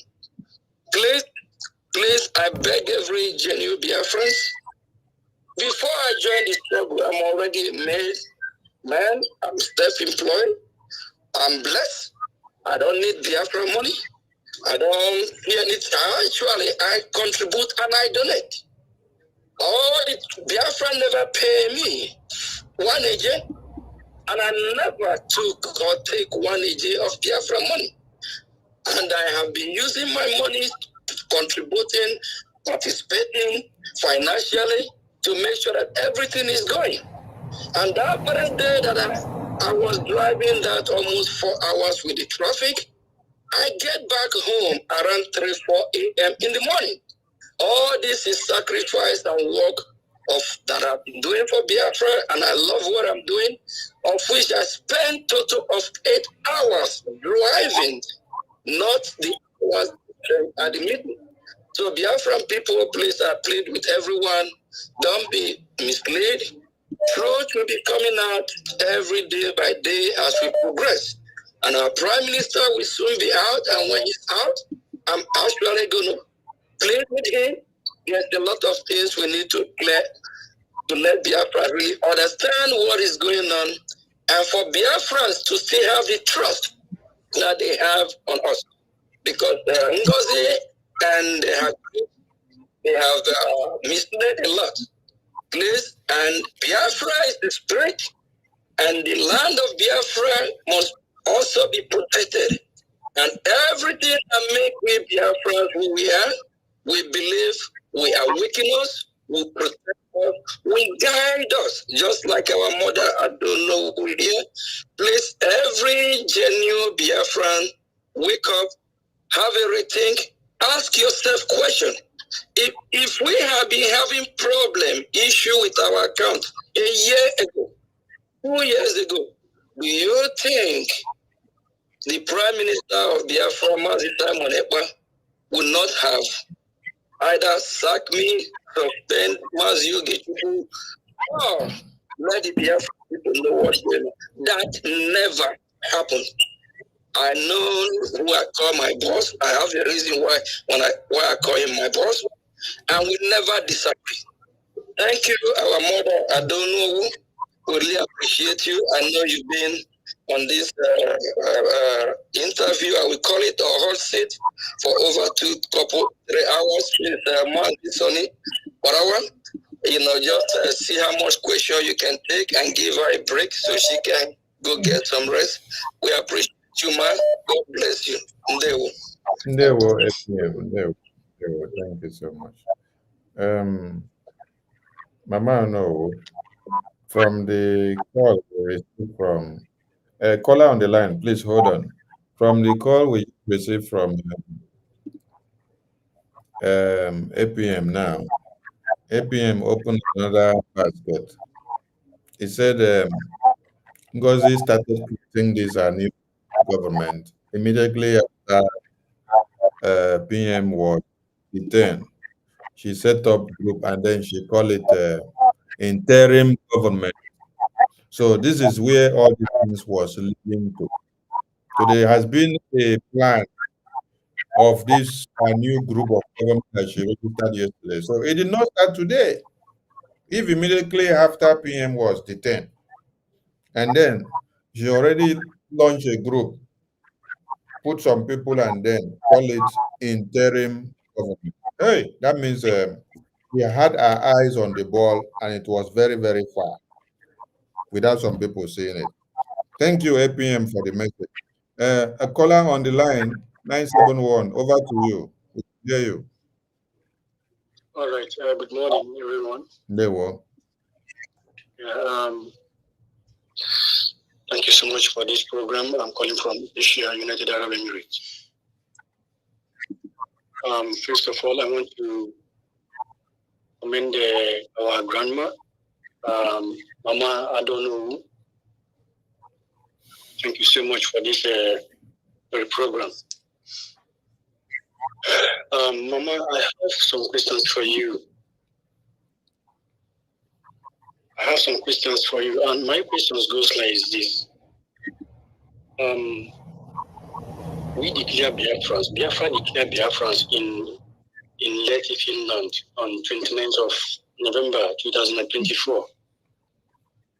Take your question again. Start again. I said, my question is this. We declared Biafra on 29th of November 2024. And I strongly believe, and you said here, that the power of surrogate was given to TOS, Madam Dr. Ngozi Orabueze. And now I'm hearing from Mr. Aparawa saying that Biafra should fall back to Prigi. My question is this. Are we going forward or are we going backward? Thank you. Thank you. We don't have much time. There are many people. So hold on. One question at a time. Are we going forward or are we going backward? And you said you just from Akbarawa. That means you're not even following Mr. Prime Minister. You're not following, because if you follow, you will not quote Akbarawa. The attorney of Prime Minister brought this message in December. She brought it again in February. Then this same message came to Ngozi Orabueze again. And then this same message also came through Attorney Levy again to Ngozi Orabueze. This same message again has come to many of the ministers. Dr. Former, that Mama Onuwu called name here, was one of them. And then, calm down now. Calm down. I'm asking to our grandma. I'm not asking to you. I told you, I decide the question that Mama Onuwu will answer. I'm the sheriff on this street. That is what I said. So you don't decide who should take the question on. I'm the one to decide, because I'm the one anchoring the program. Okay? Ada Onuwu is here on this studio to speak. You're not the one to command her around. Okay? Now, Ada Rama has also delivered this same message from Prime Minister. So that one is not enough for you. You want Mama Onuwu to come and tell you whether you're going forward or going backward. Which message Ada Rama delivered? Ada Rama still delivered the same message that PM said everybody should fall back to BRGIE. No, we didn't believe in that message. Don't believe in anything now. You're not a Biafran. If you're a Biafran, you will believe in Prime Minister. If you're a Biafran, you will believe in Prime Minister. How come you believe in why did you cut your call? Why did you cut your call? I wasn't the one that cut the call, Sonny. Okay. Why did you believe in the message that Ngozi brought from the same attorney about the surrogate that you're talking about? Then when the same attorney now bring another message that PM said everybody should fall back, you don't believe in it. Why did you believe in the surrogate message? Then you don't believe in this other message. We didn't see any message that we did. The Biafrans never received any message from that attorney that said go back to the Brigi. You did not receive any message? Yes. Go and ask Ngozi. Ngozi will give you the message. He's not. She has the message. She will give you. Ask her. She will give you. If you did not see it, I'm going to send you the message. Don't worry. This is not time for argument. I'm going to send you the message through this your number. So I will send you the link of that message from the attorney. I will send you the message. So let's attend to another person. Hello? Yes, Ndewo Nwachineke. Good evening, Augustus. Sorry. Good evening. Yeah, I just want to thank Madam Onuwu. We really appreciate you, ma. You know, they say that the most strongest people in life are those who can summon courage, swallow their pride, and rewrite the wrong they made. And you have done a noble thing this evening, and our respect for you will never die down. You know, there are people who try to leave an indelible footprint in the sand of history.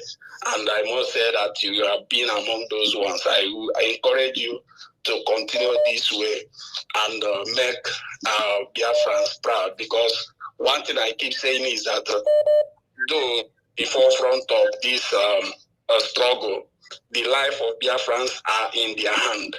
So their actions can either kill many Biafrans or save them. So everybody in the forefront of this struggle really need to be careful, because you cannot imagine how many people that have a high blood pressure because of all those things that is going on all this while. Thank you very much, ma. Thank you very much. I think now you have done a noble thing. We really appreciate you. And Sonny, please, one thing I want to let you know is that whenever you are making reference about those that singing the music of accountability, please always remind them or referring to them what happened to Mazin Nnamdi Kanu. This is how they have been sounding. Mazin Nnamdi Kanu, where is money for transmitter we contributed? Where is money for transmitter we contributed? They pressure Nnamdi Kanu until he divulged where the transmitter is. Today, the transmitter is in the hand of BSS. Okay, I say that is the work of God that make it possible that that accountability was not done, because it seems that this woman, Ngozi Orebeze, knew exactly what is about to happen to Prime Minister. So she wanted to get every information she needed so as to kill Biafra completely. Because had it been that the Biafra defense architecture, she have information about it, I'm telling you, by now, we will not be talking about Biafra. With what is happening now, you know, I really give God glory that things went on this way. Thank you very much, Sonny. God bless you for your good work. Thank you. Good night. Thank you, Nwachineke. And thank you to our mama here who has come to talk to us today. It's a very good one that she's here today. All right, we take the next caller, which we have missed your calls. Next caller from Germany. Please, the person that called before that said he did not get message from Prime Minister's attorney. Stop calling, because I'm not going to pick your call again. You have to, yes, hold on, Nwachineke. Hold on, Nwachineke. Nwachineke, hold on, oh, can you hear me? Yeah, I'm hearing you. Hold on. Let me send a message to this that is calling with 971. You said you not hear or believe in the message from the Prime Minister's attorney, but you believe in the surrogate message. But the same person that brought the surrogate message is the same person that brings this other message from Prime Minister of everybody should fall back. So that means you are a biased fellow and you just want to continue to destroy what we are building. Okay? So go and ask your Madam Ngozi to give you the message from the attorney of PM. She communicates with this same attorney every now and then she comes out to the media to tell you people that this attorney is a criminal, is a miscreant. She will come and address her as a ex-wife of Prime Minister. But when she is talking with her on phone, she is pleading to hear from Prime Minister. But coming to the media, she will come and condemn the woman. Mama, no, I don't know if you have seen the video where she was using derogatory words on this attorney. Maybe I will play it later on for people to hear something. Yes, Mwachuneke, go ahead with you on the line. I want to correct Mono and make name Chugozi na Abani and PMA because I think he's in Mother Pota. Yeah, correct. Yeah, Ekpa one Biafra from today. So I make Legi so much. Nick Lebano, our Prime Minister. But don't want him to impression to correct before maybe the Please use English so that everybody can understand you. Okay, there's an impression I want to correct. A prime minister or a president does not have any power to appoint a president or a prime minister. Our PM was elected, not appointed. So that's where we made the mistake. Mamono na PM na Ngozo Robeze with sorry, I'm speaking Igbo so much. That Ngozo Robeze brought a note from the attorney that she is a surrogate of our prime minister. Does not give her any authority to be acting as a prime minister, Mama. We are educated. I'm living in Germany. I'm not. I went to school in Futo. So I've been in this struggle before Ngozi Orebeze. 1998, I was the one that carried banner that leaded Biafran students against Obasanjo. So I know what I'm telling you. Prime Minister was elected, not appointed. And he has no authority and can never appoint. Our Prime Minister Simon Ekpa knows that one. So Ngozi Orebeze is a criminal. I'm sorry to use this word. Number one, I listened when the attorney from the Prime Minister that day was saying that this is not the message she gave Ngozi Orebeze. That she begged her to deliver the message she gave her. She shortened the message before bringing it out. She brought where it suit her.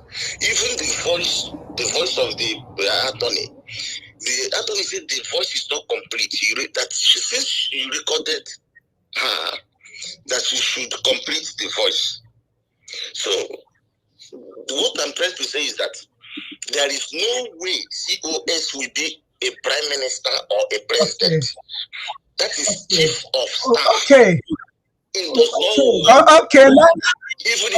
Let me come in here. Hello. When this happened, listen. When this happened, nobody knew how long it's going to be. He made him the surrogate to do his day-to-day for him to come out. We didn't know it's going to take this long. He thought. Mama, no. You have explained the point already. Don't go too far again. Mazi on the line. If you listen, hold on. If you listen to Mama have just said something. That it was to do what? Calm down now. Don't rush the talk, I beg. Calm down. There are many people on the line. Mama has just explained something and said this was to do what? To attend to day-to-day activities of his office. Did you get that point?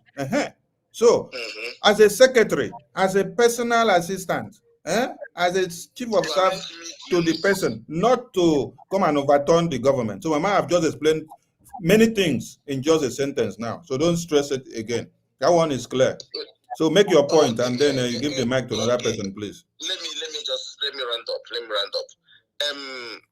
Please, our information minister, a lot of people are coming here to cause nuisance. For example, there's a guy said that he called you from is it United Arab Emirates? I don't know where he was. Are you worried about that miscreant? So, are you worried about it? They are the people who does not know what is going on. I say, are you worried about that miscreant? Don't be worried about it. I know how to take care of them. I know how to take care of them. The ones that are passing on wrong information. For example, BRIC is the government that will give birth to US. USB has no authority to stand for now. Nobody knows us. Nobody, even in the same mind. What we did was to declare Amazonia has been declared since when did they declare Amazonia? 1991, they declared Amazonia. It's not today. they redeclared it again by Joe Ayaba. Still, they are still in exile. There is a government that is handling the whole situation, which is big. So I don't know where our people, it's just like Ugotu for who did not go to school. Ugotu did not even finish secondary school. Okay, thank you, Machineke. There's another caller on the line. People are just confusing everybody. Thank you. We have many callers on the line. Don't take the time too much because I don't want to keep my mama here too long. Let's listen to another caller from Biafra is in Canada. Biafra is in Canada. Welcome to the show. Over to you. You can speak. We can hear you. Okay, thank you. Thank you, ma'am. Am I coming clear? Very clear. Okay, thank you so much.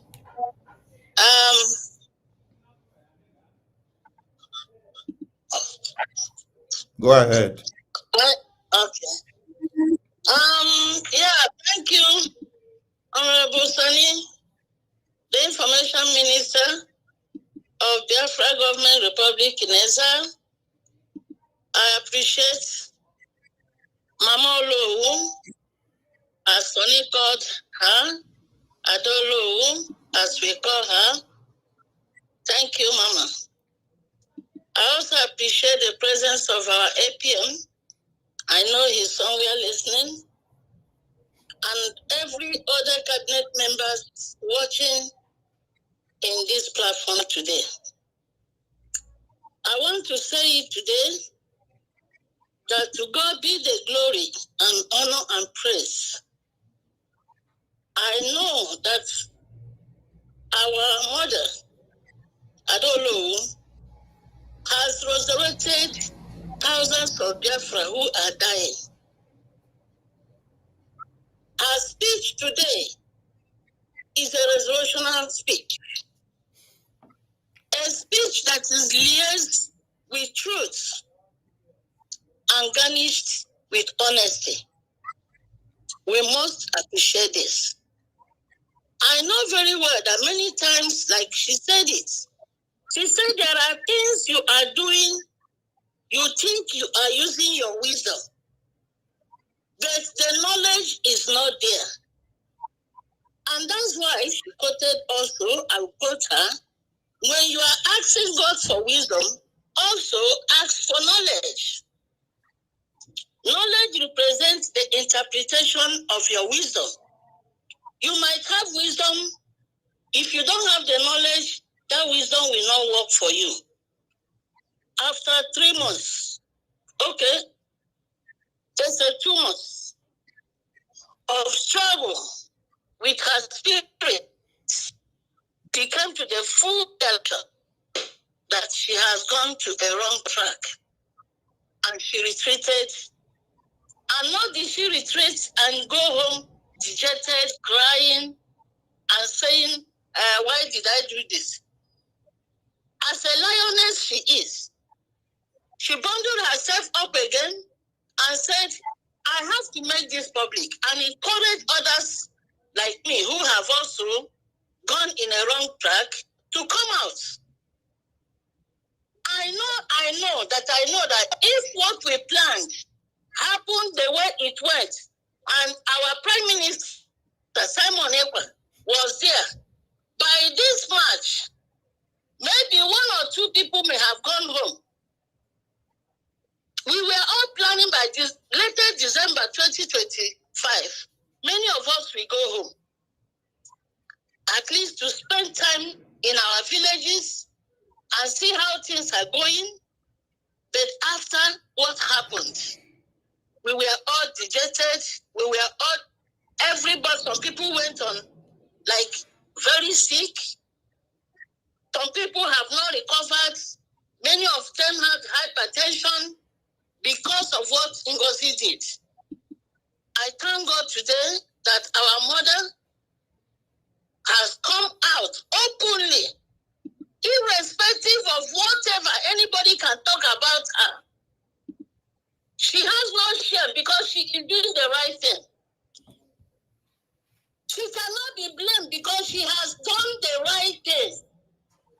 And it is up to other people in that Ngozi camp to come out and listen to their self, to their spirit. And that's what she said again. I have to quote her. They have to listen to their spirit and ask themselves, are we in this struggle for one man or one woman? Or we are in this struggle for our future and the future generation of our children, grandchildren, great-grandchildren? I'm appealing to everybody who is in Ngozi camp. Don't take this for levity. What Onuwu did today is the right thing, and everybody that, believe that you are fighting for Biafra and you are with Obato Obie, our Prime Minister Simon Ekpa, you must make a U-turn. And I want today not to go free. Watching this program today has given me joy. I am so happy. And I'm going to ask Biafrans right now, if you don't know what to say, make a call and put something to support what our mother just did today. Support Adolowu for her time, for the energy, for the honesty, for the integrity she has put in. Let us make our men on the ground today to Adolowu, I'm going to recognize you and thank you with 100 Ejema. Thank you and God bless you for coming. Thank you. And I want to use opportunity here to also thank Adajo Arama. And I want you also to stand on the truth. You have been truthful. Adajo Arama, don't go back. Please stay on your right lane. You are doing great. Today can be a day of people messing you up. But tomorrow will be a tomorrow of your joy. And your name will be written in the gold in Biafra land. Thank you, Adolowu. Thank you, Adajo Arama. God bless you all. Thank you, ma. Thank you. All right. We thank you for that bold step of starting the donation, and we want every other person calling in to go in the same vein. Thank you so much. All right, we take the next caller. Caller on the phone. You're welcome. Yeah. Over to you. Hello, Mama. Mama Onuwu. Good evening. There, well, go ahead. She can hear you. Go ahead. It's Bishop Dr. Comfort. Oh, wow. I appreciate you a lot. Our honorable minister. There were our honorable minister. I've tried to contact you. But God, I know at the right time of God, Ogechi, I greet every cabinet, every bridge member, and go ahead, man. We can hear you. Okay. Thank you so much for the saying on the truth. The truth, the Bible said the truth, you shall know the truth, and the truth shall set us free. May God bless you. May God strengthen you. It hasn't been easy for you to stand this heat, to speak the truth. But I know that the Lord is speaking through you as a prophetess of God. And because of your courage tonight, I'm going to the next 50 Ejema. Thank you, man. Thank you. And I believe on Saturday I'll see you because I miss you a lot. And I've been trying to contact you. May God bless you. Bless you, man. At the same vein, I want to thank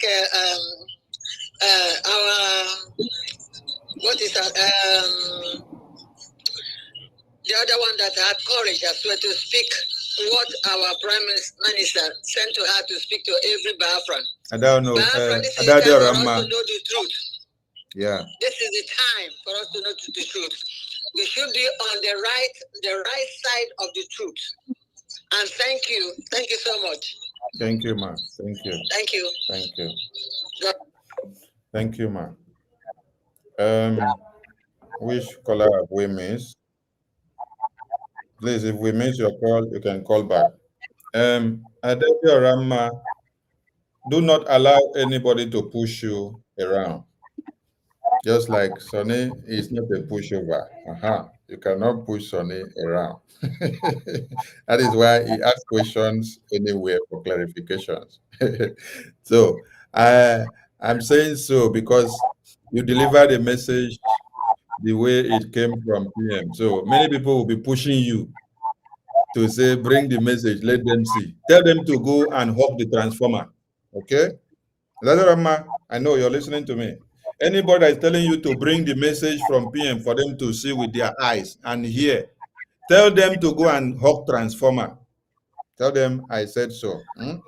If they want to hear, they should go and consult the God of Biafra. The God of Biafra will open their brains for them to start reasoning well. Okay, we have another caller here which we missed the call. We are calling you back now. Chikoze, want to speak? Chikoze, we are calling you back. So pick your call. We miss your call. Chikoze, pick your call. We want to relieve our mama so that she can go and rest. Fine. She has been on the I'm sick fine. I'm fine. Okay, today is for Biafra. I've given this day for Biafra, so take as long as you want. Okay, ma. It's call. Right. Let us continue. In line with what we are doing, we have just seen that there is a classified cabinet meeting of BRGIE, which Ngozi just posted out on the media.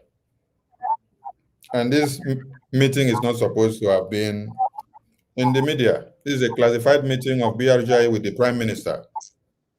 Now she posted it in the media today to be able to cajole our foolish followers into believing her nonsense.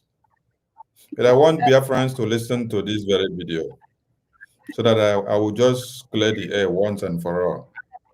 I want Biafrans to listen to this. Thank you so much, PM. Thank you so much. And thank you to the Currency Department. On that note, we go to the next agenda we have for the meeting today. We have the announcement of...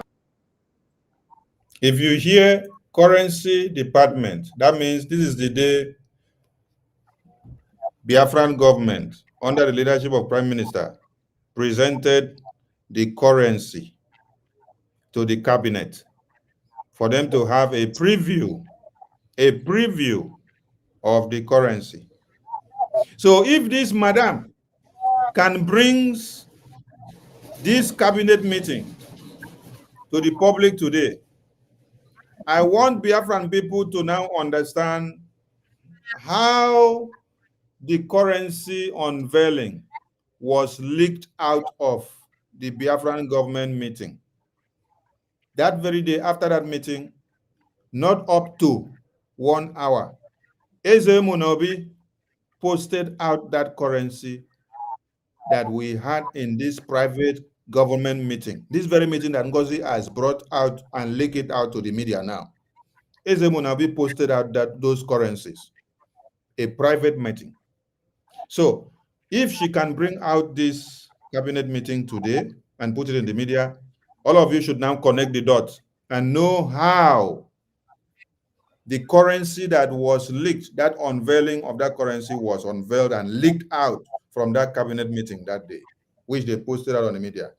It got to Prime Minister. I drew his attention. He was asking me, who could have done this in the government? What I told Prime Minister was, Prime Minister, don't worry. With time, we will figure it out. That is what I told him. But today, all of you can see the evidences. The most trusted, as she claimed to be the COS, she's the one leaking out classified information of the Biafran government to the public. And this is one of the reasons why Twitter brought down the first account that she had, because you violate privacy of the Twitter policy. This is a classified information that should not be in the media. You brought it to put in the media so that you can blackmail or implicate the prime minister or implicate the Biafran government, so that your own new group of USB charger of Nigeria, which you have registered in Georgia, will now make name. So Biafran people should see. Listen, I want to extract a point, because when you think you are trying to destroy the prime minister, the BRGIE, you end up destroying yourself. So listen to this very video. The Committee for Brigade Structure, Perry and Post Declaration by our Prime Minister. Here. Here, she said she's calling on the next item on the agenda, which is the Committee for Brigade Structure. You see, when God wants to expose you and disgrace you, you will be the one to use your hand to disgrace yourself. A committee for Brigade Structure, not USB structure. It is Brigade Structure, BRGIE, Biafran Republic Government in Exile Structure. So, but she's using this video now to deceive her fellow people that their brains have been in the psychiatric hospital of Georgia, to say Prime Minister of the United States of Biafra explain what will happen immediately after the declaration of independence. Listen to PM. What is she trying to prove? She's trying to tell you that the structure that was said was for her to use it to form a USB. But in the message and the video that she is pronouncing, you are pronouncing that the structure is for Bridge, not for your USB. I think we are not having more calls, so we are going to release our mama very soon. Let us play this video so that we explain something to Biafrans. All right, thank you very much, the COS. Today, as we get closer to the declaration of the restoration of independent state of Biafra, we are making sure that we are hitting the ground running, putting every mechanism in place. And of course, as that is happening, we put a necessary structure that is not yet in place. The declaration of Biafra in Finland will spark international discussion. The international discussion is going to spark is the one that will shake the entire world. So, Odeshi has been activated. So we can stand shaking. I am telling you the fact. Odeshi has been activated. Because the discussion, like the police told me here, Simon, do you know that this is going to spark a very big international discussion? I say that's exactly what I'm looking for. If it didn't happen, it means we didn't do it right. They went ahead to ask me, do you know that the president is going to make? I said that is what I'm looking for. Anyway, let us continue. So on this note, I will be announcing a committee for the structure of the Biafra government after declaration. And everyone who have worked with me from the beginning till now will know how I work. I work in a very mysterious way. I can have different group of people working on the same project and they don't know each other. And nobody knows that somebody else is working on the same project. I don't know whether, some of you may have known that. Yes. So that's how I do my own things. So, but on this note, I will be announcing a new committee that will be working on the structure of government. And the person to head this committee will be Dr. Dorothy. Dorothy, are you here? Dorothy. Anthony? Unmute yourself. Dorothy, Anthony, if you are here, can you unmute yourself and say, yes, I am here? Oh, hold on once. I think unmute. Okay, go ahead and unmute now. You can unmute now. Yes. All right, Dorothy, you are going to head the committee for the Refugee structure that will take place immediately after the declaration in Finland.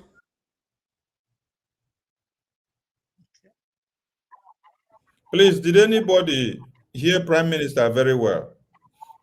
That you will head the committee of the bridge structure. Bridge structure. Bridge structure. It did not say Ngozi USB Nigeria group structure. Bridge structure. BRGIE. BRGIE structure. That means after the convention, Prime Minister had the vision of reshoveling or restructuring the bridge, because he knows bridge is the mother hen to USB. Bridge is the one that brought us this far. Bridge is the one that gave birth to USB. Bridge is the one that will get recognition for USB. Bridge is the one that will get USB liberated in the homeland.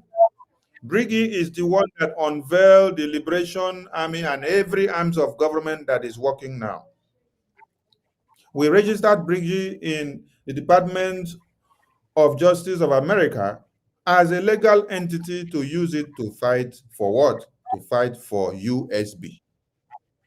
We cannot go and register USB. USB is our country. But there is a legal entity we have to use to get the USB recognition. So please, those of you following Madam Ngozi Mary, please go and call her to order that there is a problem in our brains. Huh? There is a problem in our brain cells, because what PM was talking about was about Briggy.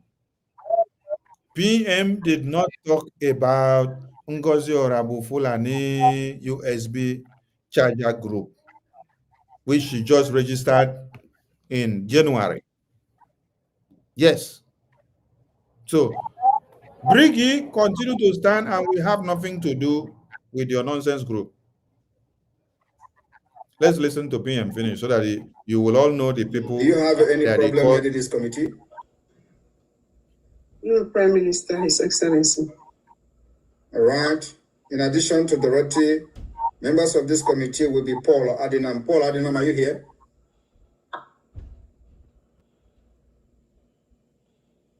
Yes, PM. Paul?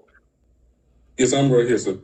Honorable Paul, you are going to be part of the committee that will work on the structure of the Briggy. Do you have any problem being part of the committee? No, PM. No, sir. Do you have any problem working under Dorothy?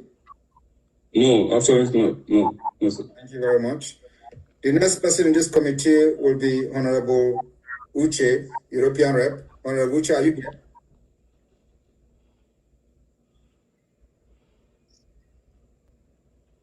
Honorable Uche, are you here?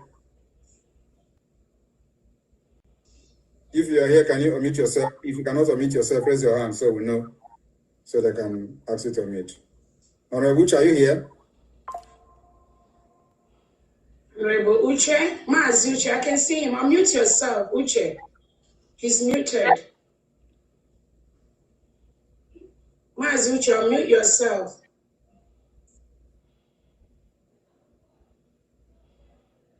Maybe he's not close to the system. So somebody can beep him.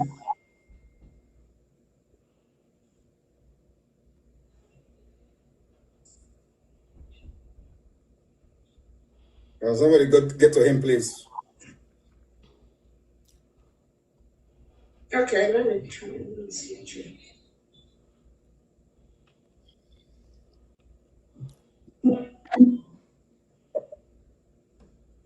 He earlier said that he might be busy at work. So okay, all right. Yeah, he said at work, then that's understandable. So Uche, and then the next person will be Honorable Dr. Ngozi Orabu, the COS. Do you have any problem being part of this committee? No, Your Excellency. Do you have any problem working under Dorothy? No, Your Excellency. All right. So these names that have been mentioned now will be working on the brigade structure, and they will be presented to the government on the declaration of the restoration of independence of Biafra.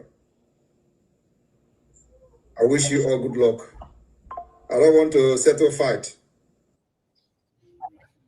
Because he knows that she will always raise fight. So, Prime Minister warned, I don't want to settle fight. And now, all of you have listened to hear that PM was talking about the bridge structure. Bricky structure. He did not say Ngozi USB group structure. So let me explain something before we allow our mother to go and have rest for the day. This committee was set up. They went to work. They work. And then Prime Minister was called up for interrogation and detained. And Prime Minister never had the opportunity to endorse the work that they did. So when Ngozi saw opportunity to usurp power, because she found herself in that committee, she used that committee now and that power that she got to now use all those work that those people did to come and play a game and say this is the new structure that she has set up. There is a minister from the Department of Immigration who did work for this very committee. Dorothy that you saw stole the work of that minister and used it to present as our own work in Ngozi's government that they use now. So it's all about corruption up and down. You use somebody's work to take credit for yourself, while the person that actually spent time and hours to research and compile everything now goes back without any glory. You carry somebody's project to go and submit, just like they used to do back then in the university or in the college, where somebody will steal your term paper. You have prepared a term paper and finished that you're supposed to submit to the lecturer. Another person will steal your term paper project and go and submit it. Just remove your name and put his own name, put his registration number, go and submit it and say it's don't work. I'll collect the pass mark. You now will now with nothing. So whatever structure that she's using, that is not even our problem now. But for her to have the impetus to bring out this cabinet meeting of Prime Minister is every evidence that everything that has been happening in the private meeting of Prime Minister with his government, that means everything has been leaked out. So I even feel for my Prime Minister, yes, for having Ngozi in this cabinet all this while. Because if she can do this now, how many of our private meetings that we discuss secret things has not been leaked out to people that are not supposed to have it? That is so disheartening. But we leave the rest to Chukwuke to take charge of. We want to say a very big thank you to our Onuwu, who has taken out of her time to speak to Biafrans and to educate them, to clear the air so that they will not continue to be in a state of emergency. So Biafran people, Mama has spoken to everyone. If you have anything against Mama because of previous occurrences, forgive Mama today. Mama has pleaded for forgiveness, and she has also advocated that everybody should adhere to the instruction of the Prime Minister, fall back to BRGI. And she wants to see all of you in the fundraising on Saturday and in the town hall meeting that will be coming up aggressively. So, Mama, in your last words or sentence to Biafran people, you have the mic before you go. Okay, Biafrans, it's been a wonderful day. I dedicated this day to Biafrans, and all through I've been in fast. So I haven't had anything since how many days now? Because I know it's the Lord powering me. And I'm doing his job. I'm not phased. I'm not shaken. I'm not the type anybody pushes around. The righteous are as bold as lions. So when you stand on the truth, nothing shakes the truth. The truth will always shine as bright as the noonday sun. When you're speaking the truth, it's coming like a glass house. Nothing is hidden. Everything is out in the bare. I just want to let everyone, for those of you who have insulted me or who continue to insult me, I'm just giving you an advice. Stay clear of that. God is a consuming fire. I have forgiven anybody that has wronged me. And if I have wronged anybody, I ask for your forgiveness. Forgiveness is divine. If you can't forgive, go in your closet, pray to God, ask him to give you the mindset to be able to forgive. And you will notice that when you forgive one another, you will feel like there's a load lifted off of you. You will have that peace which the world cannot understand. You will have the peace of God and the peace with God. If you look around today, family, you know we don't have much left. Look at around the whole world. I never failed to give a little thing about God, because without God I'm nothing.